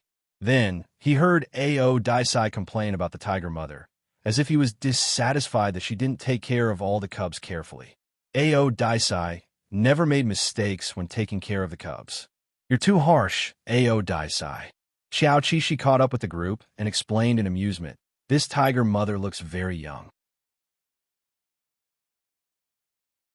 It's probably her first time taking care of a child. Moreover, nature is very cruel. It's natural for mothers to only take care of strong children. Just like many raptors, parents will deliberately starve the weakest child in the nest to death. Ao Daisai, I'm your one and only, but I'm not her one and only. Ao Daisai didn't say anything. He understood the reason, but it didn't affect his dissatisfaction. He was worried about Yelishanda, so he sped up and moved a few meters closer. At this distance, he would be seen by the tiger mother if he wasn't careful. Xiao Qishi strongly urged him to hide. It was too close, but the tiger mother didn't listen. The family of 4 finally arrived at the place where Ao Daisai put the food. Because there were no other tigers around, they directly walked up. The little tigers didn't have any concerns. They pounced on the food as soon as they saw it. The tiger mother was still a little worried. She stood at the side and carefully observed the surrounding movements. She was probably also puzzled. Generally speaking, animals wouldn't die inexplicably on the road. Moreover, they would catch a fresh one. The tiger mother, who had encountered a lot of strange things recently, was puzzled for a while. She didn't care about it anymore. She had to replenish her food. Xiao Qishi looked at her back view as she ate with the little tigers and thought, "You're really a tiger." Yelishanda, who had shown the demeanor of a king at a young age, slowly walked over to share the food. This was the takeout sent by her boyfriend. Seeing that the day was going to pass soon, Ao Daisai was a little regretful that he sent takeout. Because of his takeout, the tiger mother no longer went out to hunt. If the tiger mother didn't go out to hunt, he wouldn't have a chance to take care of this nest of little tigers. Therefore, the next day, Ao Daisai no longer sent them takeout. Xiao Qishi asked for food, but she was tactfully rejected. Because Ao Daisai said that the tiger mother would go out to hunt? Yes, but wasn't this hard work? She still had to breastfeed later. She didn't even have time to sleep. Xiao Qishi's heart ached. It wasn't easy. It was already difficult for a human to take care of one cub alone, let alone a tiger mother with 3. Fortunately, Ao Daisai would bring food with him when he went out. This way, the little tigers were full. Most of the food that the tiger mother brought back went into her stomach. With enough food, there was enough milk. This was a virtuous cycle. Within a few days, the losses caused by the tiger mother were recovered. Whether it was the tiger mother or the little tigers, they were in a better condition. Cats were all like this. When they were in a bad condition, they would lose weight quickly. Once the environment improved, they would also gain weight quickly. As the tiger mother stayed outside longer and longer, Xiao Qishi finally understood why Ao Daisai didn't send takeout. It turned out that Ao Daisai wanted to cuddle the little tigers. Hearing Yelishanda's discovery, Ao Daisai rolled his eyes. Fortunately, he wasn't noticed. Xiao Qishi, who deliberately twisted the truth, snickered in his heart. Of course, he knew that Ao Daisai didn't want to cuddle the little tigers. It was because she wanted to spend more time with him. Speaking of the tiger mother staying outside for a long time, Xiao Qishi was a little worried. Was it getting harder and harder to find food now? No, don't worry. Ao Daisai licked Yelishanda's ear. It's normal for tigers to spend a few hours tracking their prey. She's just relaxed her vigilance now. She's no longer watching over you all the time. Tigers would spend a few hours tracking their prey to make them relax their vigilance. This trick worked on everyone. Now, the tiger mother was like a frog being boiled in warm water. She already knew that there was a male tiger around. At first, she was very nervous. Unexpectedly, the male tiger didn't do anything, causing her to be in a state of relaxed vigilance. At the end of the day, food was the foundation of survival. If the little tigers were eliminated outside of food, the tiger mother could only feel helpless. Although Ao Daisai was occasionally dissatisfied with Yelishanda's mother, he could see that she had taken a lot of precautions. For example, the migration route specially selected an unoccupied land, and a location where she hid the children was just right. For a newbie mother, it was still okay. After the mother tiger in charge of hunting left, the 3 little tigers were always guarded by a male tiger. Therefore, they were protected from many attacks. After surviving the previous survival crisis, the little tigers lived a stable and happy childhood. Very quickly, they grew sturdy and plump. Their young eyes were still clear and pure. There was only eating and playing in their eyes. They were extremely tigers. Occasionally, they would open their mouths to scare people, but it was just for show. It was more like scaring small animals. On this day, the mother tiger went out to hunt. As usual, Ao Daisai came out to take care of the children, or rather, to meet with Yelishanda. They didn't know that they were already in the territory of the country. A forest ranger was hiding far away and using binoculars to capture their existence. This forest ranger was extremely excited because he saw the little tigers. Moreover, there were 3 of them. Currently, among the wild Siberian tigers recorded in the book, there were no tigers with 3 cubs. Therefore, they were probably from outside the country. The forest ranger went back to report this discovery to his superiors. The relevant staff compared the data previously recorded and quickly guessed that these might be the children of the mother tiger that crossed the border.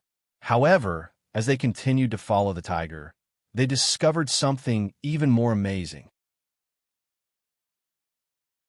It wasn't just one tiger that was taking care of the 3 cubs. Instead, it was a male and female who took turns. Every time the mother tiger went out to hunt, the male tiger would come out, and he was quite attentive in taking care of the cubs. The author has something to say. The 3 little tigers. Your childhood and mine seem to be the same, the other little tigers. It's not the same, it's not the same. If all the male tigers help take care of the children, the number of wild tigers will increase exponentially.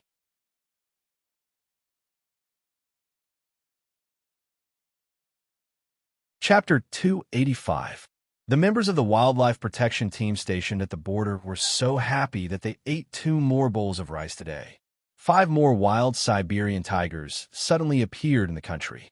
They didn't even dare to think about it, and 3 of them were cute little tigers. This was too rare. However, there were both good and bad things. If these 5 wild tigers couldn't find a place to settle down in the surroundings, they might cross the border again and return to a place they were familiar with. The wild Siberian tigers were still relatively densely distributed in the direction the other party was heading in, and the competition for survival was great. The only happy thing was that the guardian of the 3 little tigers was not only the valiant female tiger, but also a mysterious male tiger. The initial guess was that he might be the father of the children, although there was no evidence. People planned to track further to get more information. If necessary, they would do their best to help these 5 tigers survive in the surroundings. It wasn't out of selfishness. In fact, it didn't matter which country the wild tigers lived in as long as they lived safely. Soon, people took more photos of the male tiger. Through the photos, they analyzed that this was a subadult male tiger, so the guess that he was the father of the little tigers was ruled out. A new guess was born. Maybe it was their uncle? But no matter what, they praised the friendship between them. Leading the little tigers into the area where the Siberian tigers were densely distributed, the tiger mother's behavior became even more cautious. In fact, this was also the reason why she stayed outside for a long time. Sometimes, when she was chasing prey and the prey ran into the territory of other tigers, she had to hesitate whether to chase or not.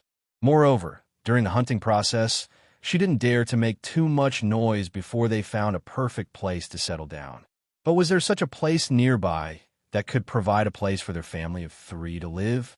It would probably be a little difficult for the tigers that came from abroad. In the afternoon, the setting sun passed through the forest, elongating the figure of the tiger mother wandering in the snow forest. She didn't walk fast, and sometimes even stopped, as if she had nothing to do. But in fact, she was just numbing the prey and waiting for an opportunity to attack. At the same time, an adult male tiger was wandering nearby, or rather, patrolling the territory that he was about to take over. Obviously, this was a male tiger in its prime who was expanding its territory. He was very strong, and looking at his walk, one could intuitively understand what it meant to walk like a dragon or a tiger. The staff who often appeared in the woods were no stranger to him. Just last week, the staff had witnessed this male tiger expel a young male tiger. Fights between wild tigers were often intense and cruel until the victor was decided. When the ferocious Manchurian tiger came nearby, Xiao Qishi was practicing biting on her boyfriend. Her boyfriend, who had been focused on practicing with him, suddenly stood up and knocked him to the ground. Xiao Qishi got up. Before she could scold and complain to her boyfriend, she jumped and felt her scalp go numb. She instinctively clamped her tail. A big tiger came over. It wasn't the tiger mother, but an unfamiliar strong tiger. Xiao Qishi's heart skipped a beat. She looked up and saw the 2 mischievous tiger cubs rolling around in the distance. They didn't seem to realize that danger was coming. Ao Daisai. Just as he was about to say something, he saw that Ao Daisai had a telepathic connection with him. It quickly went to the 2 little tigers, picked up one of them, and ran back. The remaining one had no choice but to get up and squat helplessly. Its pure eyes were so innocent and cute. At first, it didn't seem to know what was going on. It was only when it saw an unfamiliar big tiger running over from afar that the little tiger finally realized the danger. It turned around clumsily and ran on the snow with its furry body. Hurry up! Xiao Qixi was so anxious.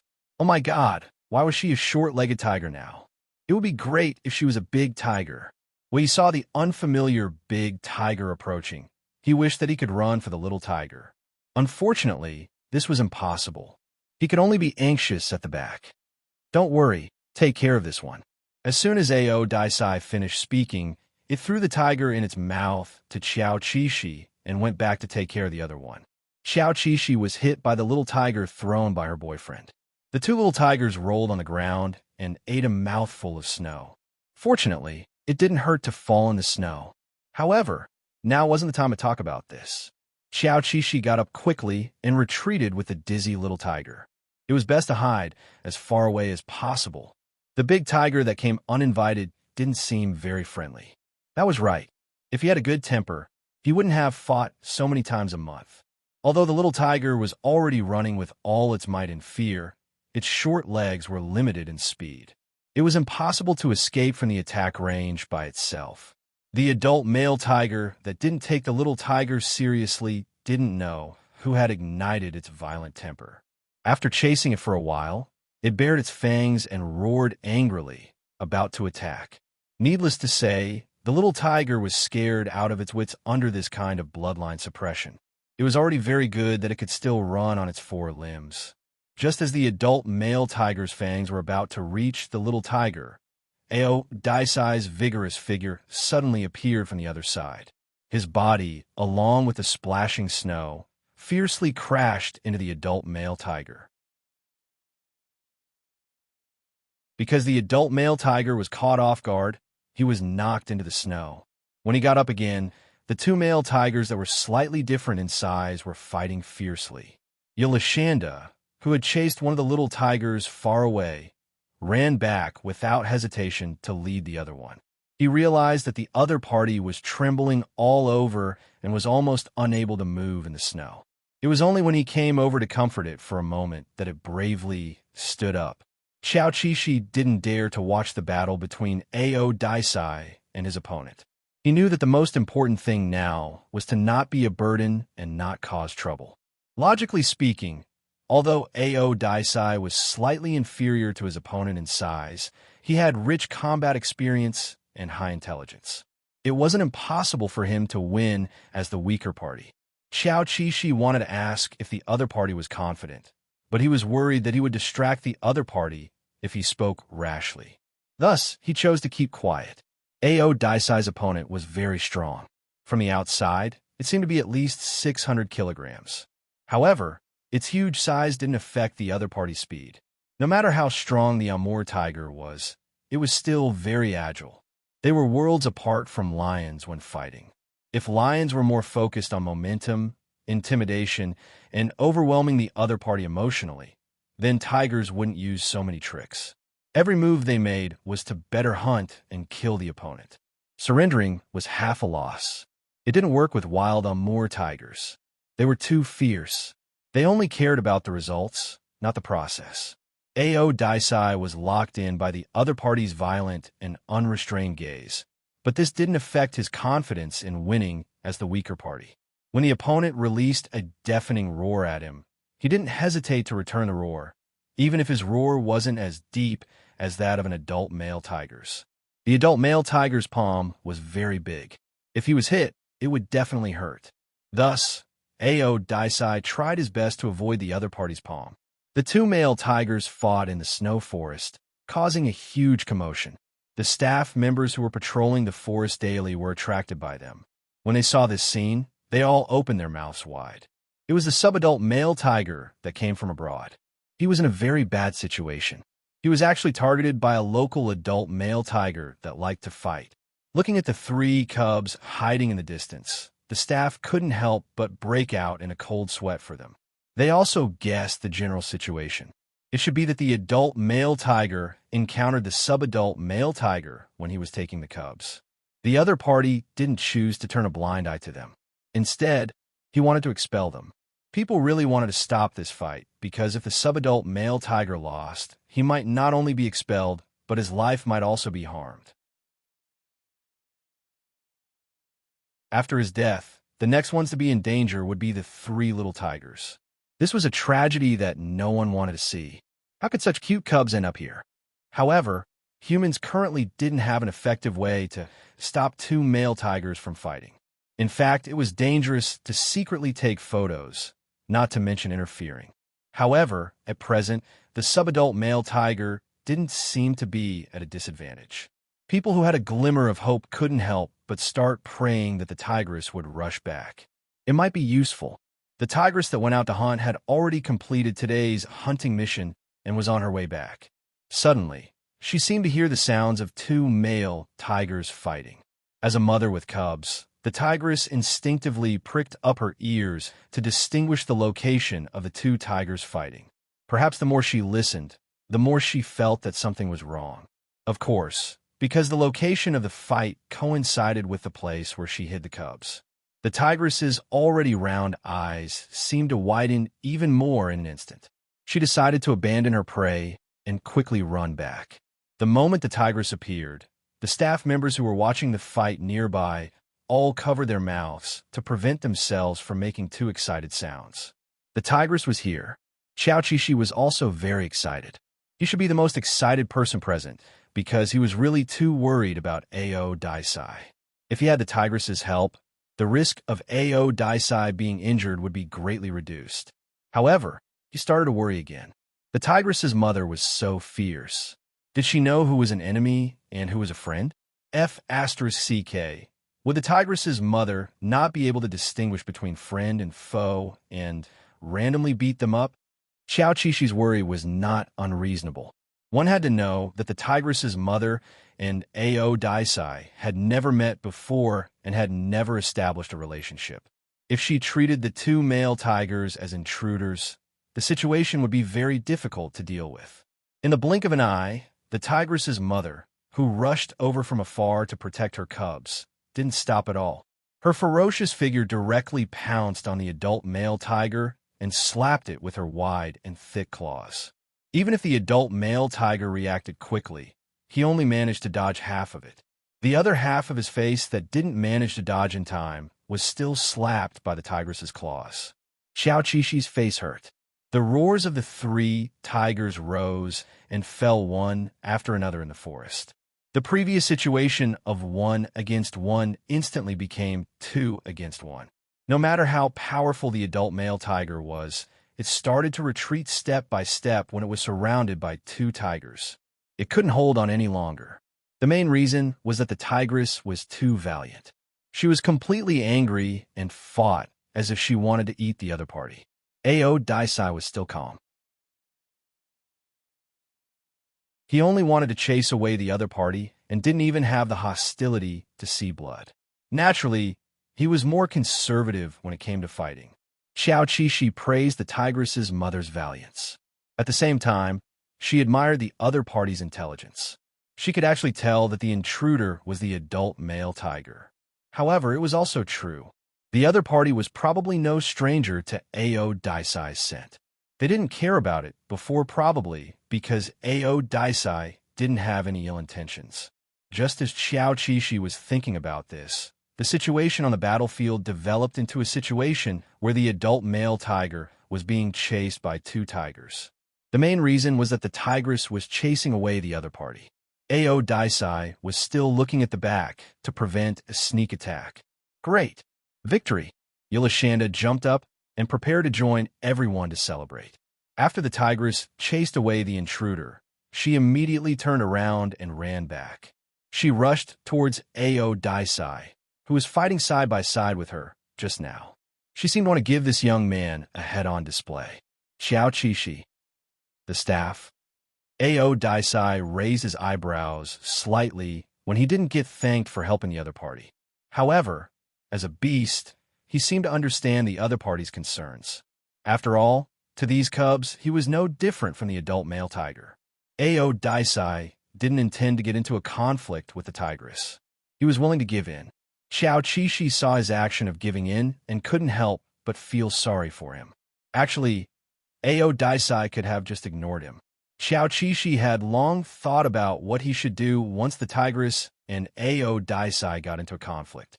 Of course, he chose Ao Daisai without hesitation. When no one was paying attention, a rather fat cub ran towards the adult male tiger that was being chased away by the tigress. His younger brother and little brother followed him resolutely. The author has something to say. Tiger Mother?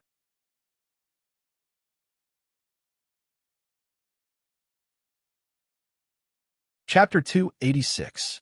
Xiao Qishi didn't expect the two little tigers to follow him. However, it wasn't strange.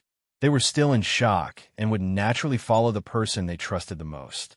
The two big tigers were still confronting each other in the distance. Only Xiao Qishi was left with the little tigers, so everyone followed him.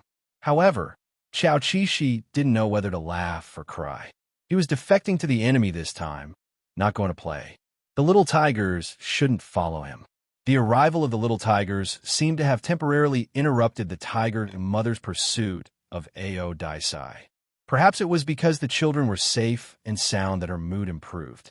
She didn't care about the subadult male tiger that had followed her for many days. She roared one last time and chased the other party far away. Then, she turned and walked towards her children. The tiger mother was a competent mother. Xiao Qishi admired her, but that was it. The little tigers brushed past the tiger mother and ran straight towards Ao Daisai, who was waiting in the distance. The other party had already heard his decision. Ao Daisai was very calm. He sensed that it was more dangerous here, so he reminded Yulashanda not to look back after leaving. The life and death of the two little tigers had nothing to do with them from now on. Xiao Qishi asked Ao Daisai to look behind him. How could it have nothing to do with them? The little tigers had followed. Seeing that the children had come over, the tiger mother prepared to lower her head to lick and comfort the frightened cubs, hoping that they would get rid of the fear as soon as possible. However, when she lowered her head, the little tigers ran past her like a gust of wind. They were heading in the direction of the subadult male tiger that had secretly helped her take care of the little tigers for a few days. A blank expression appeared on the tiger mother's face again. It seemed to be written on her forehead.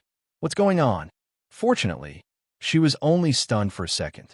She quickly reacted and chased after the silly little tigers to stop them. Perhaps she could stop the other two little tigers, but she couldn't stop Xiao Qishi. Xiao Qishi slipped away nimbly from the tiger mother's feet. Good fellow. He quickly went to Ao Daisai's side. The steady big tiger immediately shielded the little tiger behind him. That shameless posture made it seem as if he was the one who gave birth to the little tiger. The female tiger was very angry. The roar that had just stopped sounded again. The key was that when she was not careful, the remaining two cubs also went to find the subadult male tiger. Their mother, who worked hard every day for her livelihood and safety, did not have much time and energy to play with them. Perhaps it was that subadult male tiger. He had captured the hearts of the little tigers with his patient companionship. No one would dislike a fierce and gentle big brother. Also, it was Ao Daisai who saved the two tiger cubs from the tiger's mouth. This scene stunned Mother Tiger, and she also looked at the peeping humans. They felt as if they were watching a melodramatic drama. Now that they knew that the tiger mother was indeed the mother of the three tiger cubs, they were even more curious about the identity of the subadult male tiger. What kind of identity did he have that the three little tigers would abandon their mother for him? The truth was too tempting. They couldn't wait to know the ins and outs of everything right now. Ao Daisai looked at the two extra tiger cubs, and his expression froze for a moment. After all, he only wanted Yulashanda. He could raise 3 cubs, but there was no need. Just as he was about to pick up Yulashanda and run away, Yulashanda looked at him obediently with a let's talk things over gaze. I'll pick one up too. Ao Daisai. The tiger mother had already caught up. They could hear that the other party's roar was full of anxiety and anger, and they could also hear the rhythm of the increase in combat power. Ao Daisai asked Yulashanda, "Are you still arrogant?" Yulashanda quickly shook her head. No, this was a farce. The subadult male tiger who stole the little tigers was running in front, and the 2 little tigers who joined in the fun were babbling at the side. Perhaps they didn't even know what was going on. The tiger mother became the only tiger involved, mentally and physically exhausted, but she couldn't do anything about it. The final result of this farce was that the tiger mother was tired of chasing, and the children were crying piteously for food. Thus, she gave up chasing after the subadult male tiger and decided to go back to drag the prey back and feed the children first. The little tigers were already used to following another big tiger when their mother wasn't around, so the tiger mother couldn't take the little tigers away. The tiger mother left with anger and helplessness. The anger was probably directed at the subadult male tiger, but the helplessness was directed at her own cubs. After the tiger mother left, Ao Daisai stopped running. He put down Yulashanda and went to hunt. Yulashanda led the two little tigers and followed Ao Daisai at a distance to avoid danger. This situation made the humans not know whether to laugh or cry, but they also felt inexplicably happy. Anyway, as long as the cubs were safe, it was a good thing. The subadult male tiger seemed to be very good at taking care of the children, and the other party's hunting skills were also very good. He had just started to track the prey, but he found the target very quickly. He seemed to like eating roe deer very much. In a situation where he could choose between black deer and roe deer, he would choose to hunt roe deer without hesitation. At this time, Ao Daisai was at the top of the hill, staring at a very vigilant roe deer on the other side of the hill. The three little tigers were playing at the bottom of the hill. Although they weren't close to each other, it still affected them. Ao Daisai had to tactfully ask Yulashanda to play a little quieter. Otherwise, everyone would go hungry. Yulashanda felt wronged and pitifully clarified, "I'm not playing, I'm sunbathing." He wasn't lying. He was indeed squatting on a rock and sunbathing honestly. Since the one playing was not Yulashanda, it was easy to handle. Ao Daisai said, "Tell them to stay there obediently." Yulashanda was comfortably on the rock and had to go down to take care of the little tigers. Just as he was hesitating, Ao Daisai seemed to know that he wanted to be lazy again and said, "You want to take care of the little tigers. If you don't want to take care of them, I'll send them away." When she heard that, Xiao Qishi became anxious. Take care of them. That's right. She wanted to take care of the little tigers. Xiao Qishi was lazy and could only jump down from the rock to take care of the two noisy little tigers. Little Wang and Yu Wang were biting each other and looked very cute. Xiao Qishi came in front of them and very naturally rolled into a ball with them. If the mother tiger's claws were murderers and could make Yulashanda dizzy once they grew, then the little tiger's claws were cute things. With a slap of their claws, they could make Yulashanda burst with joy.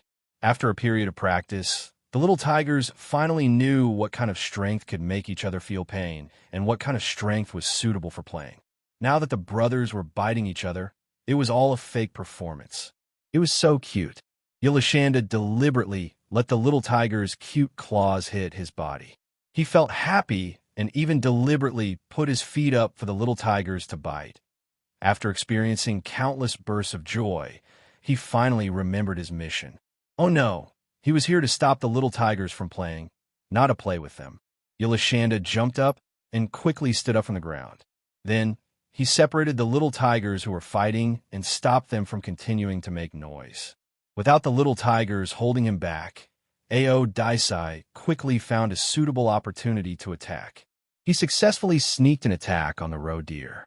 It was very difficult to film a tiger hunting scene because humans were afraid that it would affect their performance and cause the tiger to starve. The staff only filmed Ao Daisai lying next to the prey. His sharp mouth continued to clamp down on the prey's neck, and the poor roe deer's limbs were still struggling and trembling. The male tiger's posture under the camera showed a calm and experienced temperament, as if he had already experienced such a scene thousands of times.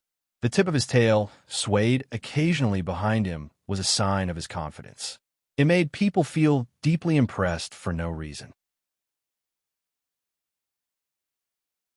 The white mist caused by its breathing was exhaled from the tiger's mouth and nose, adding a sense of realism to this cruel and cold-blooded scene.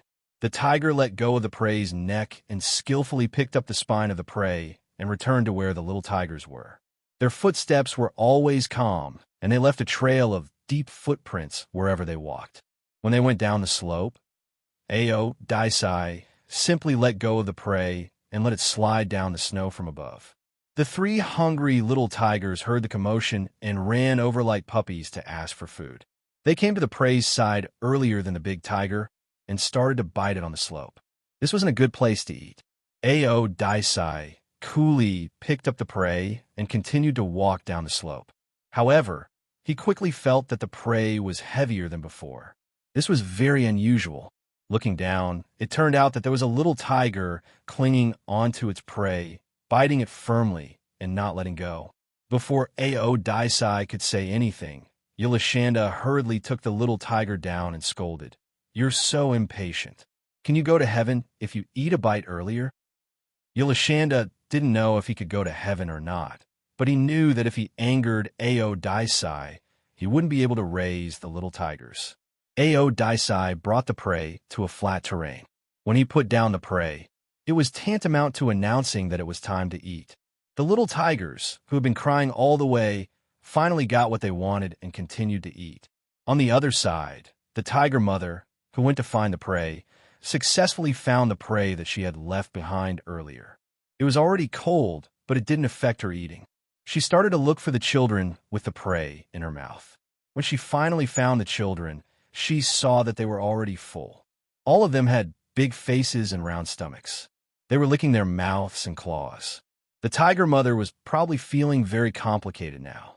She hesitated for a while, not knowing how to deal with the prey that she had brought back. Later, she seemed to have accepted reality and found a corner to lie down and solve the problem. Fortunately, the little tigers hadn't stopped drinking milk yet. When their milk addiction kicked in, they would still stick to their mother's side to drink milk. When the little tigers stuck to their mother's side to drink milk, Alisanda stuck to her boyfriend's side and acted coquettishly. She hugged the other party's arm and nibbled on the paw that was almost as big as her face. Ao Daisai revealed the sharp claws hidden under his fur from time to scare Yulashanda. Tigers needed to rest after eating, but currently, the two big tigers were guarding against each other. Neither of them had entered a state of rest. Xiao Qishi couldn't bear to let Ao Daisai work too hard. For this reason, he didn't hesitate to choose to be a traitor. He told Ao Daisai to sleep peacefully and that he would watch the tiger mother's every move. "Go ahead and sleep, Ao Daisai. I'm not sleepy. I'll sleep after you wake up." Although he was still young and didn't have much use, he was more than enough to be an alarm. Not only did he keep an eye on the tiger mother, but he also kept an eye on the adult male tiger that was chased away today in case the other party returned. Ao Daisai thought about it for a while. He was indeed sleepy, so he accepted Yulashanda's kindness and chose to rest on spot. Ao Daisai's huge tiger head gently leaned against his partner, and the nerve that had been tense all day slowly relaxed. Tigers took many naps in a day, but they were all short fake naps. Although they could relieve fatigue, they couldn't really rest. If they could sleep peacefully for a long time, it would be more useful than any number of short naps. The tiger mother, who was breastfeeding her children nearby, kept looking at the male tiger that dared to sleep in front of her eyes. She seemed to be unwilling to just return two little tigers. After confirming that the male tiger was asleep, the tiger mother lowered her voice and called for her children. She even wanted to come over and take Xiao Qishi back from Ao Daisai's side. Unfortunately, the little bastard only stared at her foolishly no matter how much she shouted. As expected of the cub at the bottom of the litter, there was more or less something wrong with him. "Cub at the bottom of the litter, then I'll go."